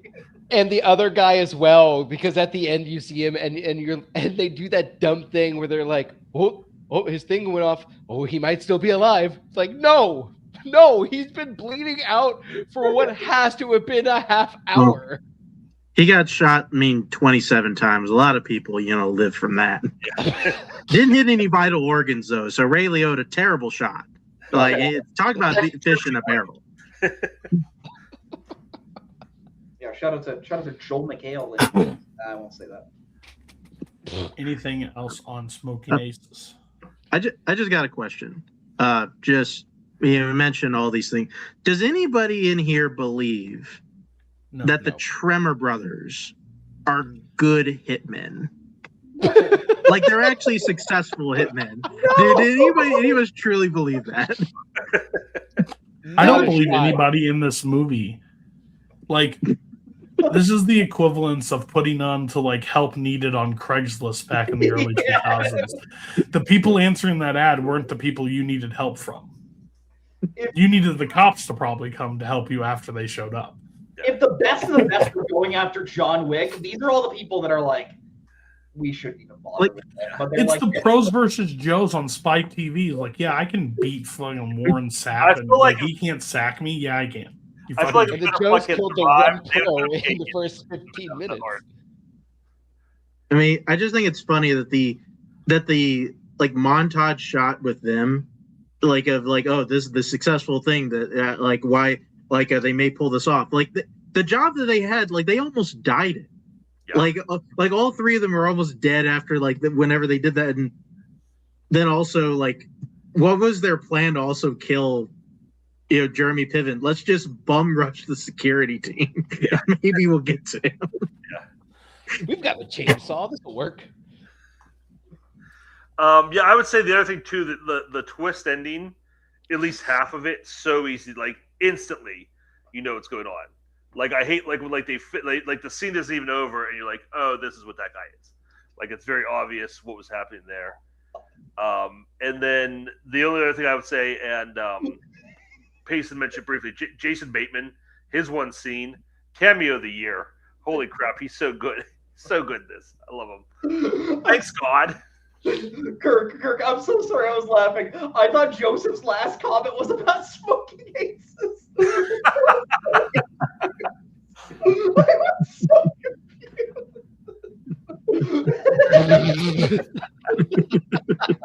I was like, what? Kirk? You know what? I see it. That is that is Coho calling Puss in Boots: The Last Wish the Logan of the Shrek franchise. I was like, yeah, Smokin' Aces, get some real Pass of Glory vibes here. What? He should. Coho should just not be allowed to talk about movies. The Logan of. Not until he gets it, Sure. Cody. Until he gets it. Well, he Until he played sees the like director's vision. it took 3 watches for Coho to finally understand Green Book had some problems or some flaws. So that's interesting enough. Not agree. Not agree. I mean, it's fine, but why'd you watch it 3 times and then finally now you're like 2 stars? No, thank you. Him and Nomadland. All right, Kirk, you brought it. Not Mark. So, what was your star rating? You know what? Talking about this, I was going to go 3, but talking to you, I think you all really like amped up the positives for me. So I think I'm going to end up at 3.5. I'm telling everybody right now, if you have a movie night coming up and people are coming to fucking put on Smokin' Aces and just try to understand the plot lines. Like, just have fun. The rapid fire exposition dump at the beginning, man. You were getting so much information. Oh, they just like Just names and places, they probably were like, hey, so the movie on script right now alone is gonna be like 3 hours. All right. You know that first 30 minutes? Put it Just all cut in it. fucking Just cut it stone. down. Just speak this shit out. All right. Deal. Bar. I'll be nice. 3 stars. Like Kirk didn't like have a financial investment in this movie or anything. Like his livelihood's not kept to it. Like Bar hated it. Shit. I'm 3.5 stars. I think damn good fun. I could watch it anytime right now. And I don't think the last time I won't wait as long as I did last time to watch this again. Payson. Yeah, I have a definition for like a subtype of movies called junk food cinema. This is the definition of junk food cinema. Really fun, solid, like just like cheap entertainment. 3.5. This is not a shot at Kirk, but watching this and Scream 2 in the same day, I had a damn good time. Mark. Say just on the plot standpoint, I'm surprised more people have not used this for their deep cut. Like I don't know why they haven't used. Whatever. Oh my god. Give Mark a fucking fever. Cody, Get me back to a title. Mark's like, get me back to a title match. Cody, you and I somehow have a path to one. So what happens in this scene? Oh, fuck, who is that? No, damn it. Yeah, I mean, everybody's right on course. So this is the definition of a 3.5 out of 5 stars. Like it's no better, it's no worse, and you know you're going to enjoy it every time. There's just the way it is. All right, second to last movie. My movie, The Last Duel. I don't know if we were all kind of in lockstep on the last one. I think we're on a little different islands on this one. But I picked this because I was very high on this movie when it came out. I was very high on it. The only downside that I had on this movie is Ben Affleck. I've slightly come around to that a little bit, but I still think it's a very just polarizing, like, does not fit in my eyes. Like, I can't get my eyes to adjust to him in this world. Everybody else I can, which is crazy. Listen, Jodie Comer, she didn't get nominated, right? nope, and that's crazy. She's insane in this movie. I think she's so good in this movie. I love the storytelling aspect of this movie. I love the angles in which they take the events. I still, from the 2000s, probably up there as one of my most satisfying endings. That I was like excited when he decided to do the final blow. I think that was just awesome to see. And I think it like leaves like, you know, just like see Adam Driver as that kind of character too. It's kind of like an interesting how it all shakes out. So I'm curious what everybody else thought. Pros first. Jodie Comer. Jodie Comer is one of my favorite actresses working today. She's absolutely incredible in this film. Like the slight changes from story to story that you see her like acting in, and just yeah, her watching that duel is just it's amazing. I also really like. I think there's very few people who can capture hand-to-hand combat the way that Ridley Scott can, with like this and Gladiator and things like that. Because the action looks great. Gladiator 2. Gladiator 2, haven't seen it yet. Masterpiece. It's fine. So I think the direction of this is really good. Yeah. I like Affleck in this. Like, I don't think he's necessarily well cast, but I just like him as like this goofiness bomb set off this otherwise very dire movie. Come in, take your pants off. Yeah, just that, and I mean, like, I think he's the. What year does this movie come out? 2016. No, 2021. Yeah, 2021. He's like the 2021 version of who that character would have been in the 1300s. You know what I mean? I think he's like translated through time to that. So it's not necessarily how that guy would act, but if that guy existed today, he would be who Ben Affleck is in. And I really like that. I didn't know this was based on a true story. I may have known that when it came out and just forgot. But it was new information that I rewatched. And so I went back and did some research. It's actually like very historically accurate, the way the stories are told, you know, what the information is based on. So that was really interesting.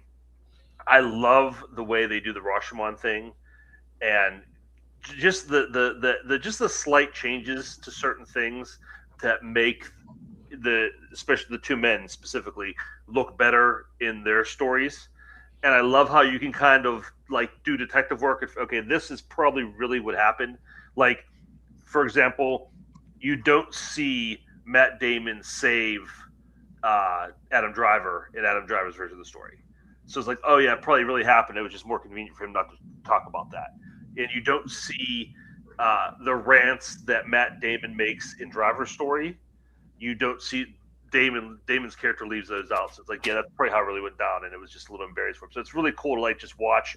And this movie, I'd like to go back and like rewatch and really try to like pinpoint, you know, what probably happened, who was telling the truth, when and where. I love the scene at the baby christening where they reunite, and in each of their stories, they're the ones that say, "Let there be no quarrel between servants of the king." And they say it in their own stories, and then in her story, like neither of them say it. So just little tiny things like that are just so nuanced. I love that. I love the stories told. And yeah, the fight is really good. It's hard, like Bar said, it's hard to get just like general, like non-fantasy sword fights right. And they really do it here, and I think it really carries out like the emotion of everything. It's not just done in a really cold, callous way. Like there's a lot, like everything, the baggage of the rest of the movie is laid bare in that scene. To kind of piggyback off of what Kirk was saying about the nuance and the differences between the three stories, another thing that I really love about this is that in story number 3, her story, the one where they kind of say it's the true story. They straight up come out and say it. Yeah. Yeah. In like both of their stories, they kind of make themselves out to be this kind of heroic figure, even though Driver's character will admit that that moment was not. And then in the true story, they're both assholes. They're both just kind of like weaselly, scummy, just like assholes. And the crazy thing is that scene that you're talking about, it's not really any better in Driver's scene. Yeah. Like it's almost just as bad. But like it's a little bit more romanticized. Maybe. I mean, she like screams a little less, but you're right. I think the way it's shot, but like I'm watching, so like that's the story you're willing to tell. That's what you're willing to admit to. Right. Like that's how it went down, and you think that's okay? Like And that like it's crazy to me. The line of like, if you run, I will only just chase you, is like, there's no context as when that doesn't sound horrible. I think the big thing is like during the sexual assault scene, when in from Jacques' point of view, it seems like Margaret is saying like, no, stop, don't do this, I can't do this. And then when you see it from Margaret's point of view, it's very much like, no, stop, this is horrible, please. Like from Jacques' point of view, it seems like Margaret's struggling, like, oh, she's a married woman, like of course she has honor, I must show that I'm even better than her husband. And then Margaret shows like just how monstrous Jacques is, even though I think anyone can see. I just don't see see- in his version of the story. I don't see anything where it's like you can interpret consent. No, yeah, no. And you would But, assume, like, even oh, with- yeah, there's no like glances or looks. It's just like she's a little less horrified in his story, but she's still pretty horrified. But even he also in sits her there- version- in her version, it seems more painful. Yes, very much. That's Well, he even sits there and he's like talking to Ben Affleck and be like these accused things, and he's like, "You know me, like I would never have done. Have you ever seen me without a woman?" And he's like, "Well, you know, if it comes out, like I would be the person that would do the charge or whatever. Like you're like clear from that from me." And I'm like thinking of it her situation, because as soon as it's done, even in Adam Driver's like part of the story was like, if your husband could kill you, like if he tells it, like 100% takes the blame away from him and like puts it over there and be like, just let you know.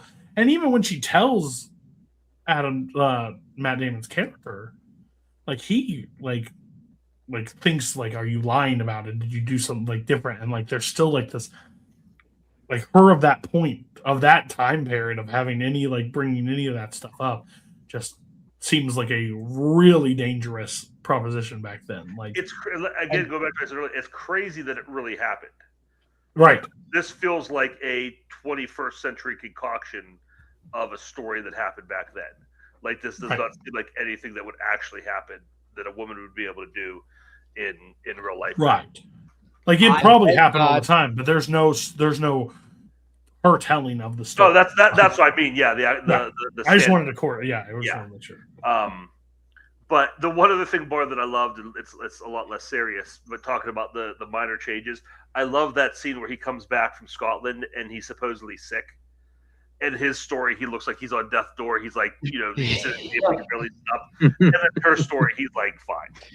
He's like got like a little sniffle. I was about to say he's got maybe a stuffy nose. Yeah. I really do think this is like one of the great movies that feature unreliable narrators, even though by the end you absolutely like it makes it very clear that Margaret's story is the one that you are supposed to believe with how it presents it. I love when you see Adam Driver's story, just how much more petulant and sniveling Damon comes off, specifically from just watching Matt Damon's story and just now seeing him as like the antagonist in this story, just how much more whiny he feels. I love that.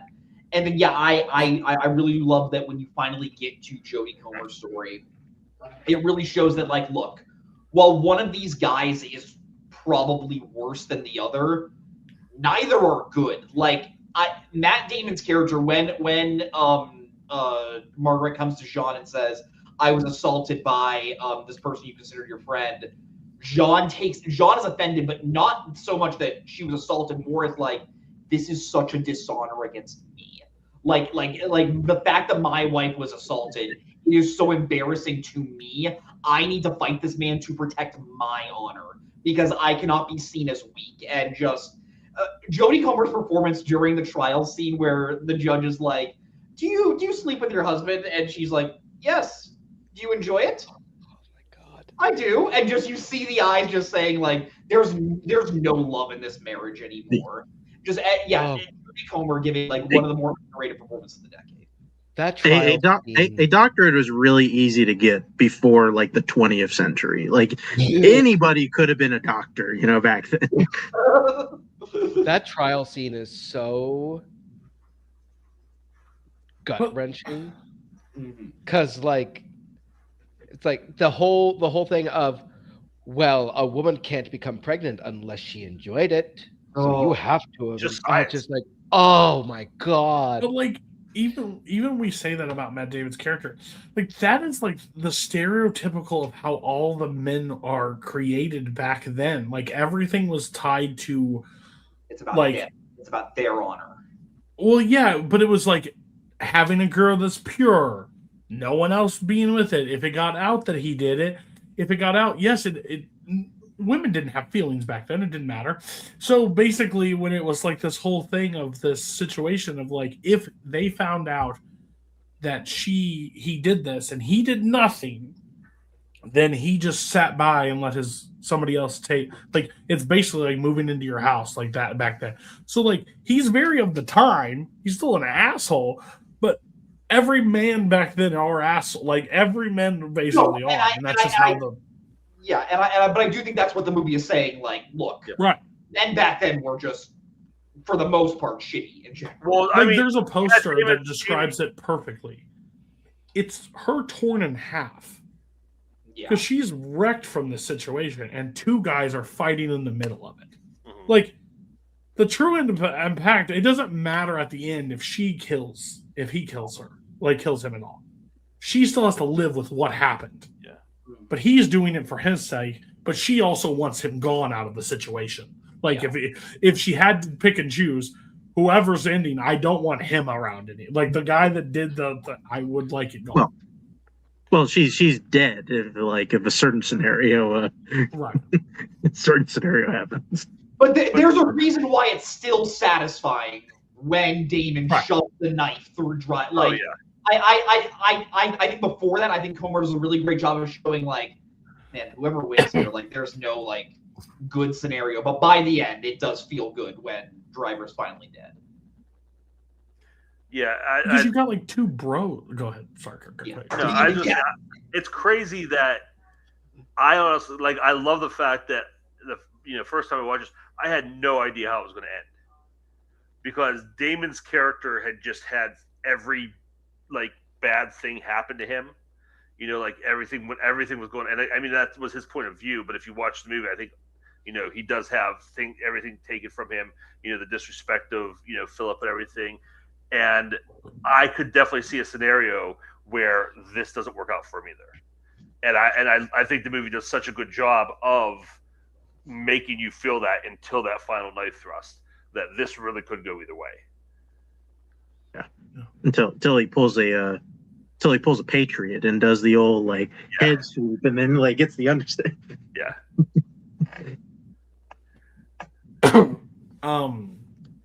We can go negatives. My last thing I was going to say is it's two big giant bros. This movie has got Driver, Matt Damon, Ben Affleck, all these characters, and the one that I'm just like the one. It's I don't want to sound this as a shot towards Ridley Scott. But for Scott to have all this into one movie and all this action and stuff like that, and Jodie Comer, he's able to capture that of Jodie Comer and make her her story should be the standout, but the source material could easily have been lost. He could have turned this gladiator into way more of a savage situation and put her on the back burner. She is literally the linchpin that moves this entire story together, and it's her performance and his dedication to her portrayal, I think is so smart and surprising to me. Because I wouldn't say he's the king of handling females in movies super well at times, but this is just something I think is truly remarkable that when I saw the movie, didn't watch a trailer, knew nothing about it, I was like, motherfucker, you're giving me knife and sword, you're giving me sword and fucking shield and armor back in Ridley Scott's hand. Oh yeah, I'm there tomorrow. But to have such an impact story around a human element and have that still, I think it's crazy. And I think it doesn't get enough credit for that ability. I know you disagree with me, Cody, on her being the highlight of this movie, but it reminds me of Killers of the Flower Moon, of just having DiCaprio and De Niro there just throwing haymakers, but Gladstone is the one I remember so much from that movie. I don't disagree with you on that. Oh, fair. Okay, fair. Yeah. No, that's me. Oh, well, there we go. Okay. No, I think that's a, that was like the other one. That's one that brought to mind of like an actress going against Ali and Fraser, like Holyfield, like a fight happening, and the middle is an actress in there that has so much emotional depth, and like he's able to capture it is just impressive. Yeah. Negatives. Whoo, boy, do you feel the length on this one. I love the framing of this movie. I love some of the performances of this movie, and I love a lot of the direction of this movie. But man, having to see the same thing like 3 times sometimes, it does kind of wear on you. Even though I think it's well done and smartly done, it's just a way of telling the story that does kind of drag it and like stretch it out to a point where I'm kind of like, all right, let's go. I think I'll say it is one kind of wish I wrote. I kind of wish I had, actually gave an actual review for this movie in my letterbox instead of doing a sentence and kind of like a joke thing. Like, I mean, I do that sometimes. I think it's funny, but like, I would like to know, because I will just say I wasn't the biggest fan of First Solace. And I think a lot of it was kind of what Barr was saying, is I did not really love the repetitive nature of this film, of just constantly going back and reintroducing stuff like that. I think did wear, especially when your most interesting story is your last one, and we have to get through an hour and a half to actually get to it. Like that, I think is, I will say at least this time, even though we're technically just going on negatives, I think I was at least able to get on this movie's wavelength a bit more this time. I think I was able to at least buy in at least to the first 2 acts more. I think I still am not quite there, at least in a general level of like where other people feel, mainly because like I don't think Ridley Scott is like that great of a director. I think he's pretty overrated, honestly.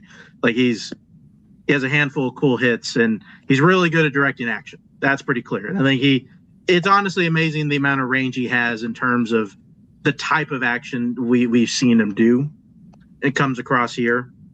But I think there's a lot of times when, and I think that does creep its head a little bit in this one, to where like, Ridley, we need you to tell a good story here. And there are times when like he is really bad at storytelling.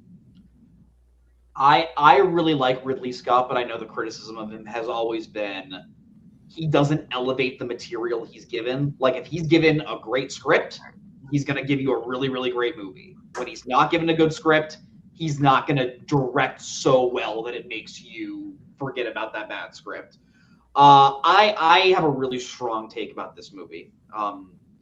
I think the thing about anthology films is that certain segments are not going to be as good as the others.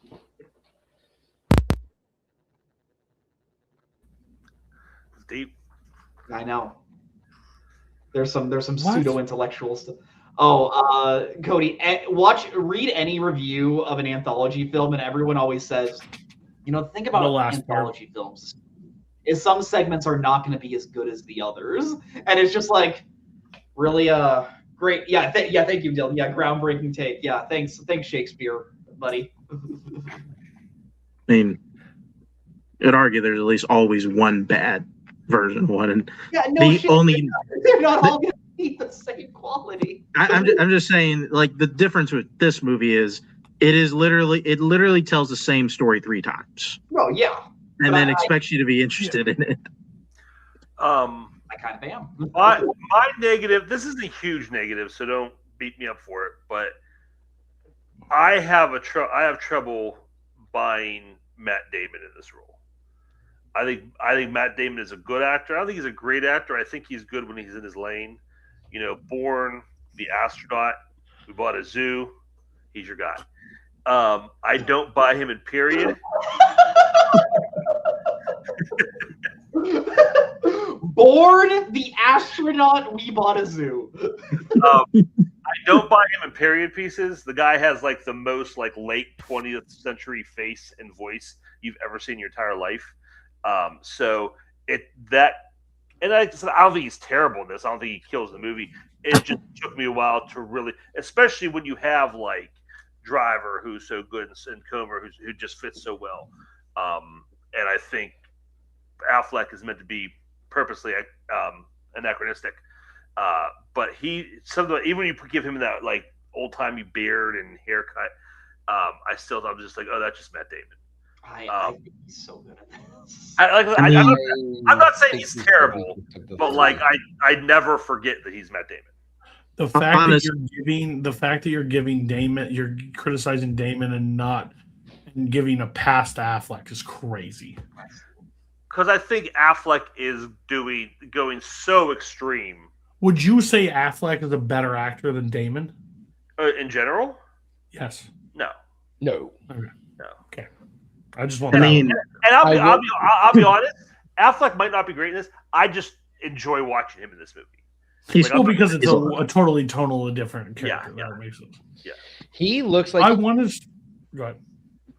Affleck looks and is acting like he should be in Smokin' Aces. That's a little. The way he's acting and the way he looks is as if he's in Smokin' Aces. Are you saying that this is how his character should have been in Smokin' Aces, or this character should be in Smokin' Aces? This character should be in Smokin' Aces. Okay, all right, I got you. Yes, I agree. He should set up the hit.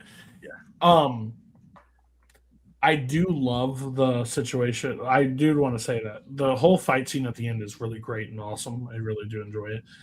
The fact that, one, I understand everybody's criticisms for the three things 3 different times. That makes sense. Like, that checks. And it's not a fun 3 times 3 things happening.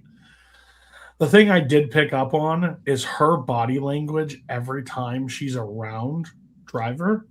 Oh, yeah. In every part and before the anthology kicks in. Like, every part is so fascinating to watch. That's why I honestly think it's an absolute shame and wrong that maybe they just didn't get through the 2+ hour movie for this situation and like realize. I never stopped. But her performance, like he says, like when he's on the ground, he's crying, like I did no crime, like I'm innocent of no crime, and like a single tear rolls down her face, like as he's saying that, it's just like he in his world believed it was consensual between them, and it's 100% wasn't.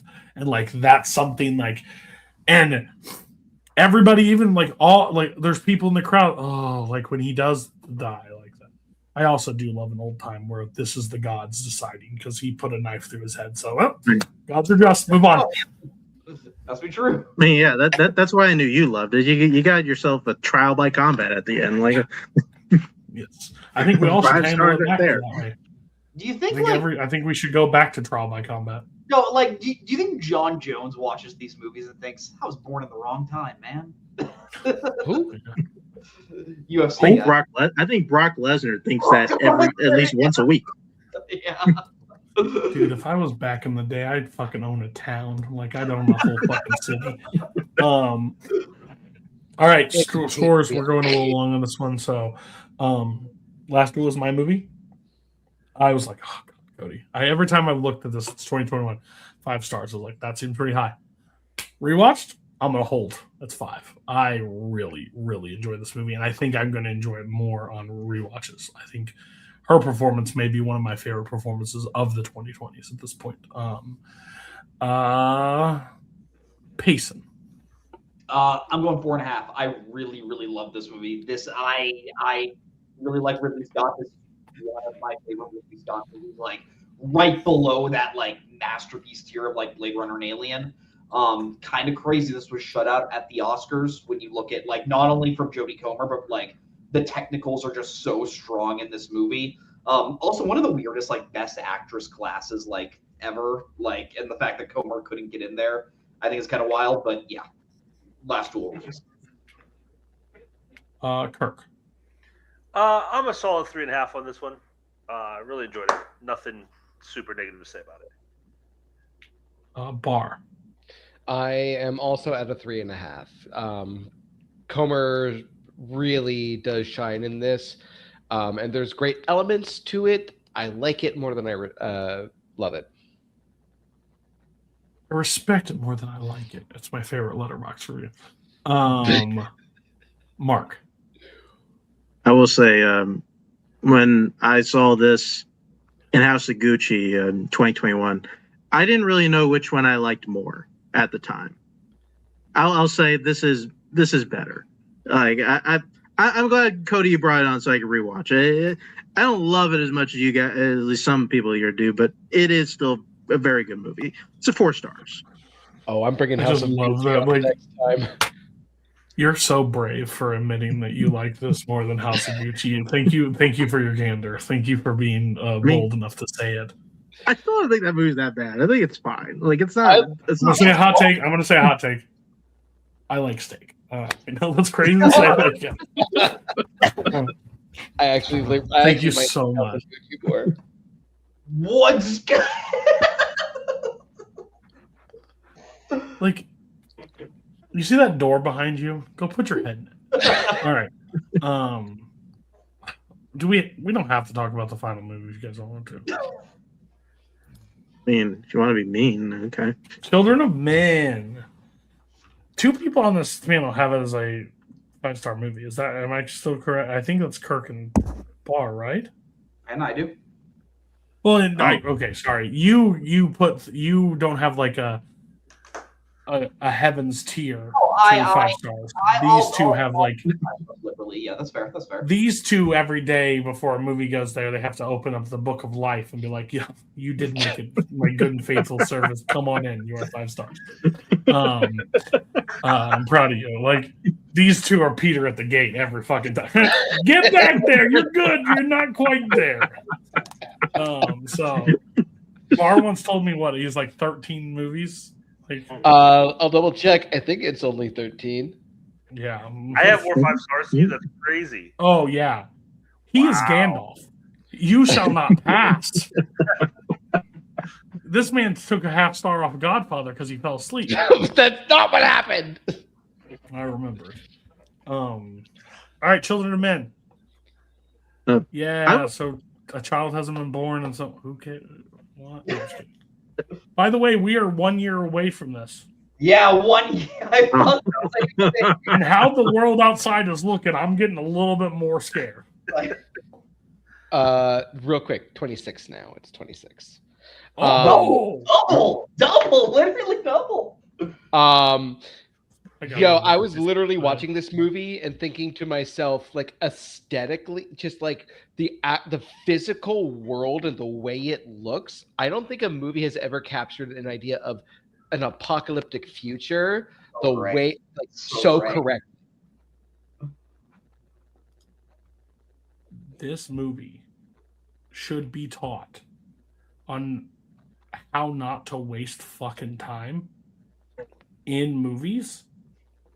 Because the world that this builds in probably an hour 45, because with credits, Yeah.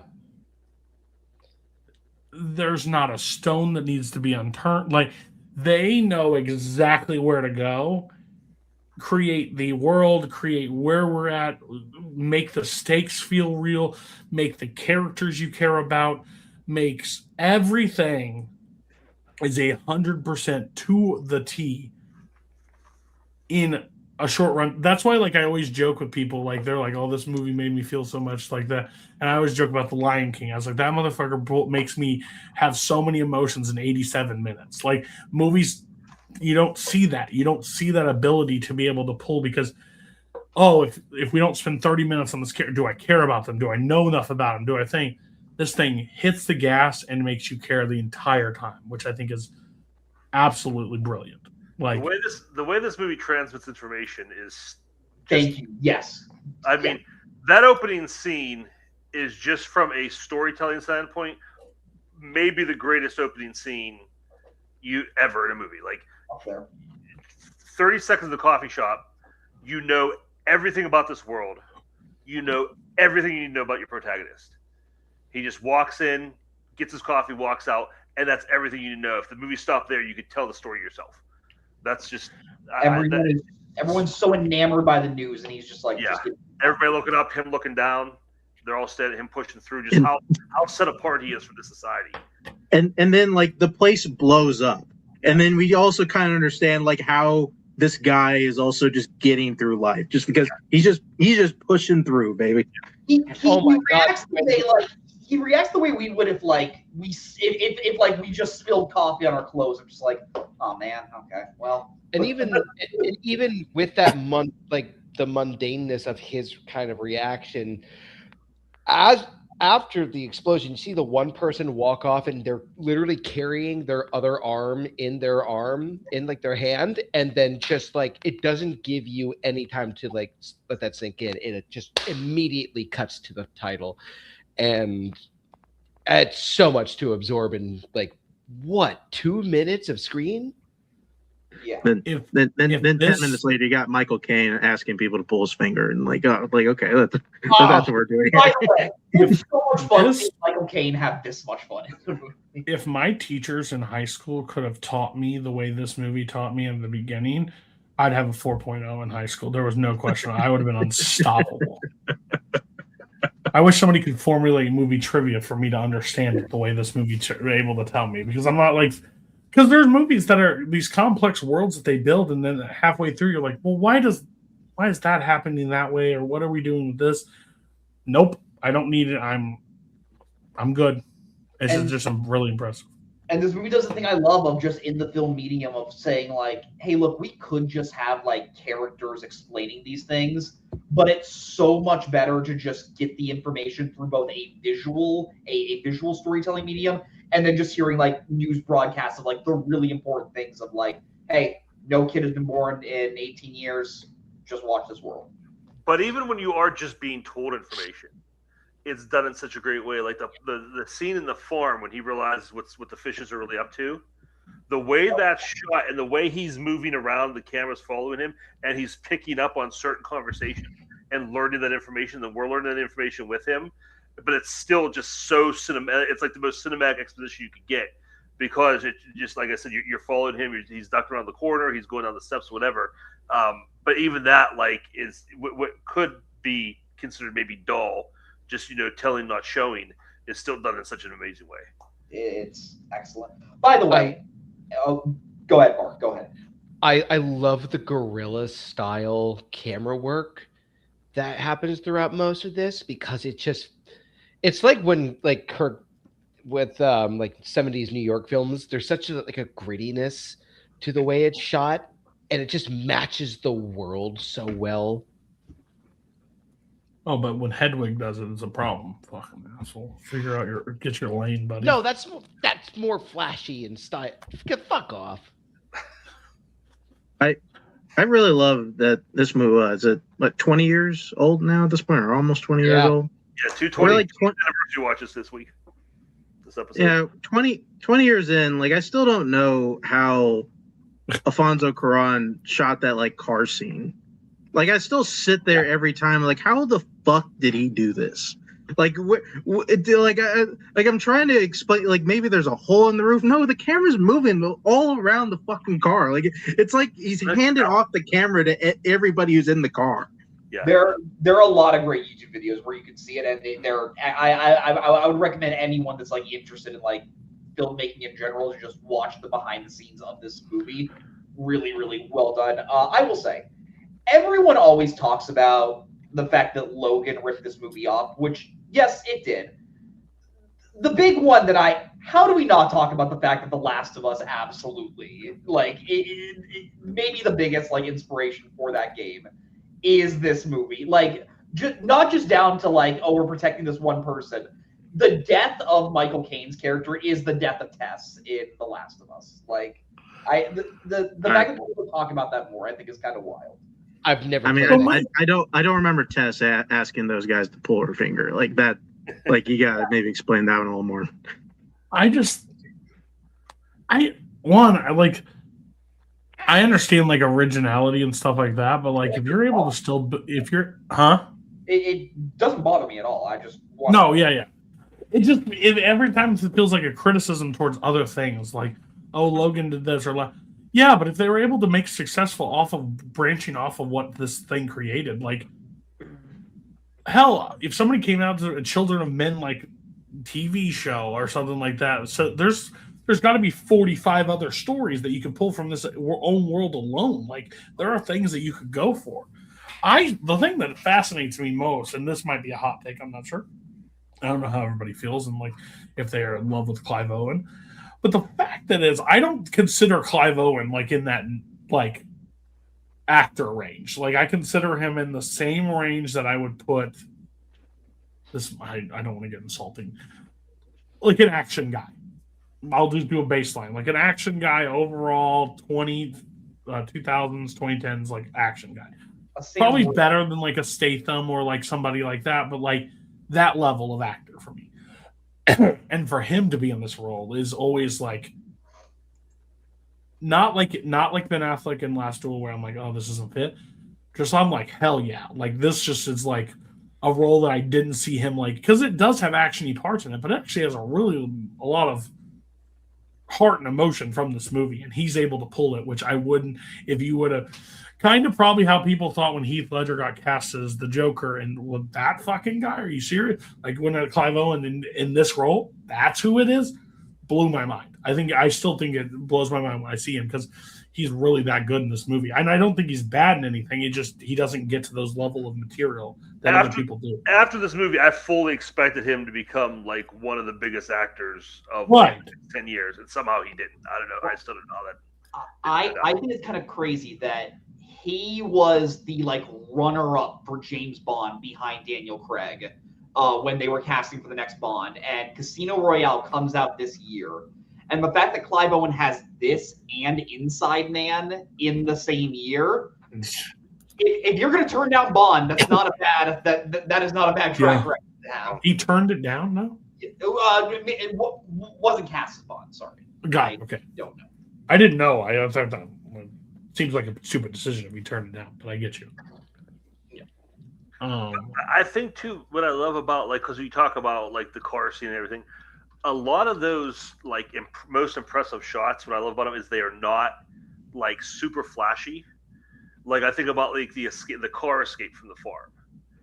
Like that is like that like one long take where they're just rolling down the hill, and they're being chased, and I just love how close like they have to get out of the car, and the people are right there behind them.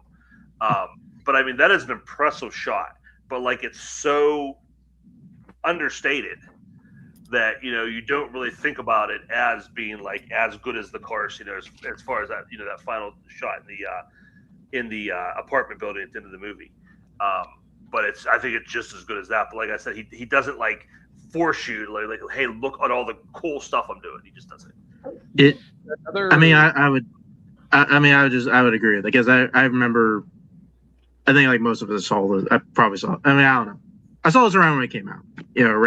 And remember really liking it, but it wasn't until like probably 10 years later, rewatching it and just kind of noticing just all of the technical aspects. Cause like you said, I think it's all stuff that can easily go unnoticed, but then kind of once you do kind of catch on, you're sitting there it's crazy whenever you sit there, like in that last set piece where like he's going to save Key and the baby in that building, and you see like that fake blood spray, and you see exactly like how long that cut actually went.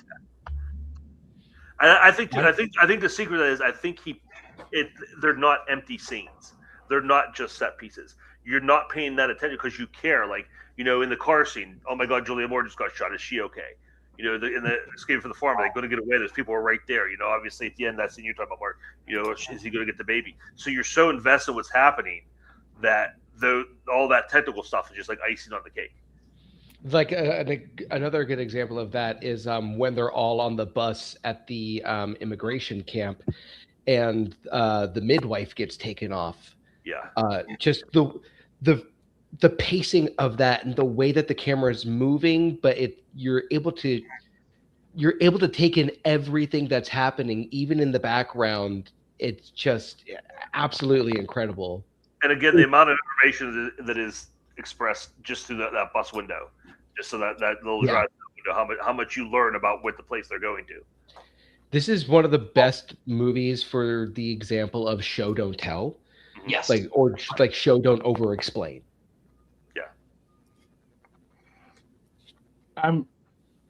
If this movie also is just a hangout movie with Michael Caine and Clive Owen in the house, I would sign up for that too. Yeah. Which I think is very impressive. Mm-hmm. Like that, this has got a full blown action part to it, but I enjoy that situation just as much, which is crazy. Plus, my first time ever watching this was 2021. I didn't watch it when it came. I was well late to this movie. The visual of you, Michael Caine, and Clive Owen in this movie just smoking some dank, just hanging out on the couch is so wild. I love it. I kind of need it, like right now. That's fair. That's fair. Also, No, great use of Movie Tuesday. It's crazy. Like this movie should fail 7 different ways. It Like, really should. It should be horrible. Like And with the runtime, with what they have to cover, everything, and they're able to hit it all. also, It should, but it somehow manages to make the perfect decision, like at every turn. Mm-hmm. and it's aged incredibly, like with terrorism, illegal immigration. There was one line in particular. I had to take a screenshot of it because I had the subtitles up. Every time one of our politicians is in trouble, a bomb explodes. Like, I don't think a movie's themes have aged nearly as well. That's why I always roll my eyes when people say, like, I wish my movies or my video games or my TV weren't political. It's like, when? Because, like, go back to 2006, they were still pretty fucking political. Like, do you mean like Holy hell! Go back to the 70s. Go back to the 40s. Yeah, I was about to say the politician or the They candidate. all have it. They all have it. if this movie came out today, the Manosphere would hate it. Which, who cares? Oh, for sure. Manosphere. Oh, you never heard that one? I hate it here. I don't want to live on this planet anymore. Want to talk about negatives? What negatives? It ended like that was a negative. Like I was pretty bummed out. Like there's no more movie left. I'll The I car don't scene. know about the movie, but I have a negative about Alfonso Cuarón.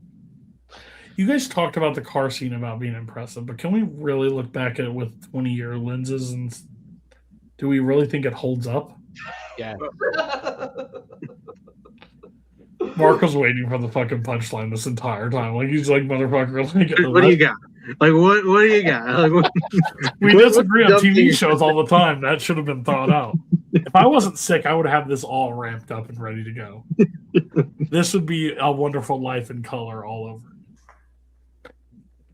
No, but like I don't have a complaint about the movie. I just have a complaint about Alfonso Cuarón, which, like, it's been 8 years since he made a movie, and the fact that he wasted some of that time just making a mini series on Apple TV that no one watched. I'm like, I don't want to gatekeep, but I want my great directors to keep making movies personally. Like 100 years from now, people are gonna look back at this era and just see how much time was wasted by great artists on like streaming services and comic book movies, and it's just going to be a very depressing thing.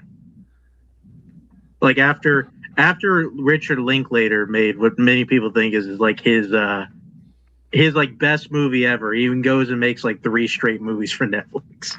Yeah. It's just crazy. Like they're all like the fact is, like, we're sitting in a time where Tarantino is just sitting back and just because his third personality down the road told him he can only do 10, so he has to stick to 10.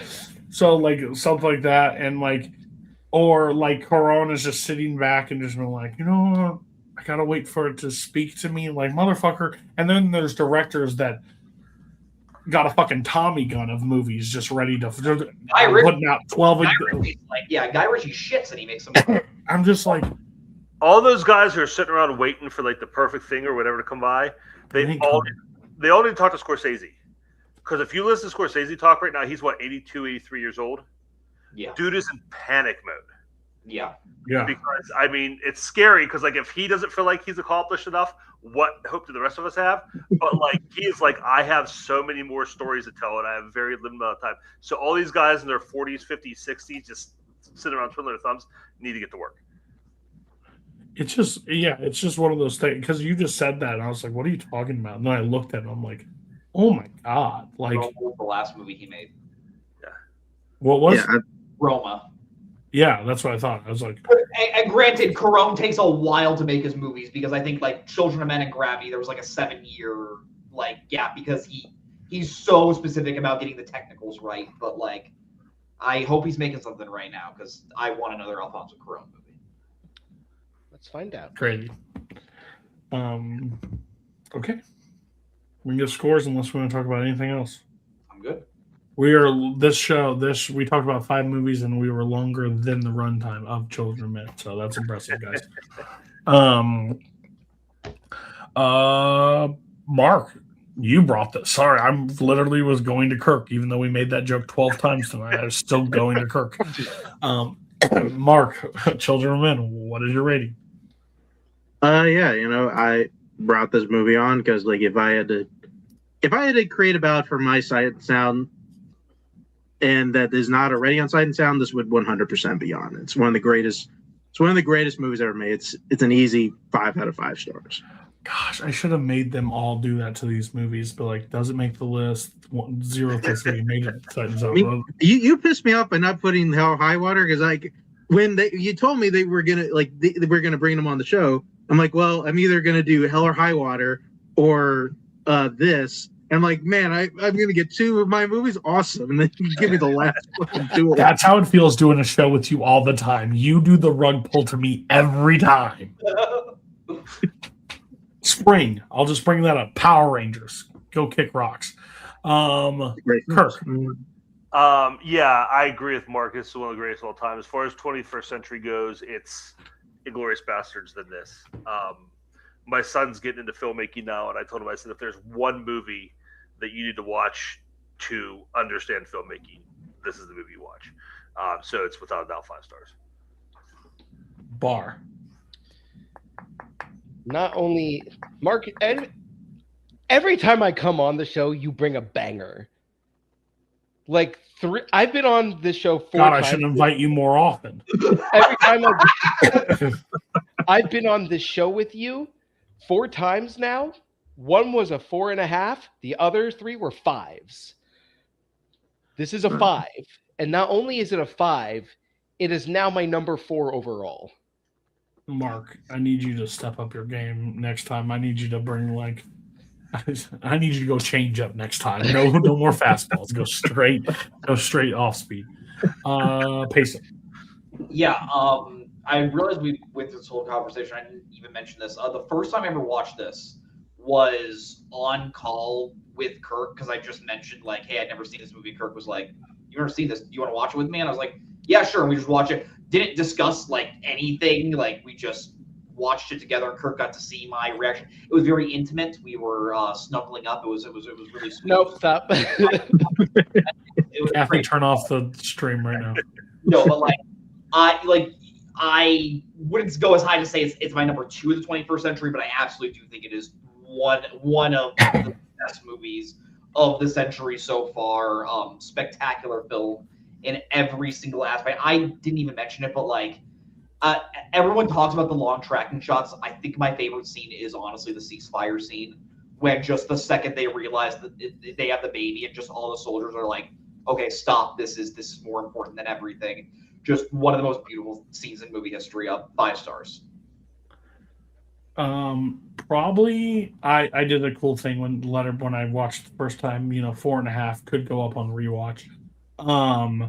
It's a 5 star. It's second best movie of 2006, so that's awesome for it. But Cody, Smokin' Ace is number one. huh? Smokin' Ace is number one. 2010. No. Are you a Smokin' fucking Ace is rat? number one. Are you a rat? Are you a cop? Or are you just trying to appear to be a cop? It's Cody, The I have Departed. Sorry. I have a genuine question.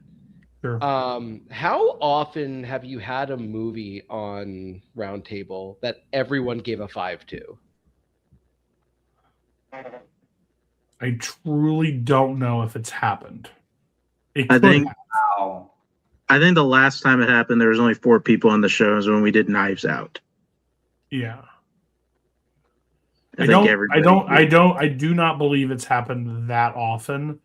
That somebody just brings like a because most people on Roundtable bring like a gem, like a hidden gem or like something they haven't seen before. So it's less rare. When we did the Scorsese episode, that would be another 5, but that was just all Scorsese. So, and with all Scorsese fans. So, yeah, I don't know if Pan's Labyrinth got there. I know I didn't give it a 5 and brought. I really liked it, but like Varsity Blues was probably close, but it should have Scott been closer than Scott probably it brought that did down. get. Me and Mark Stupid gave it Dylan. a fucking 10. I think Stupid Dylan gave it like 2.5 stars. I don't know. He just needs to rewatch it and he'll get it. Yeah, he's a scumbag though. So what? We love Dylan. I haven't planned the next one of this. Again, doing TV Chronicles currently. So when people reach out and want to do one, I'll gladly do one. I have no issue with that.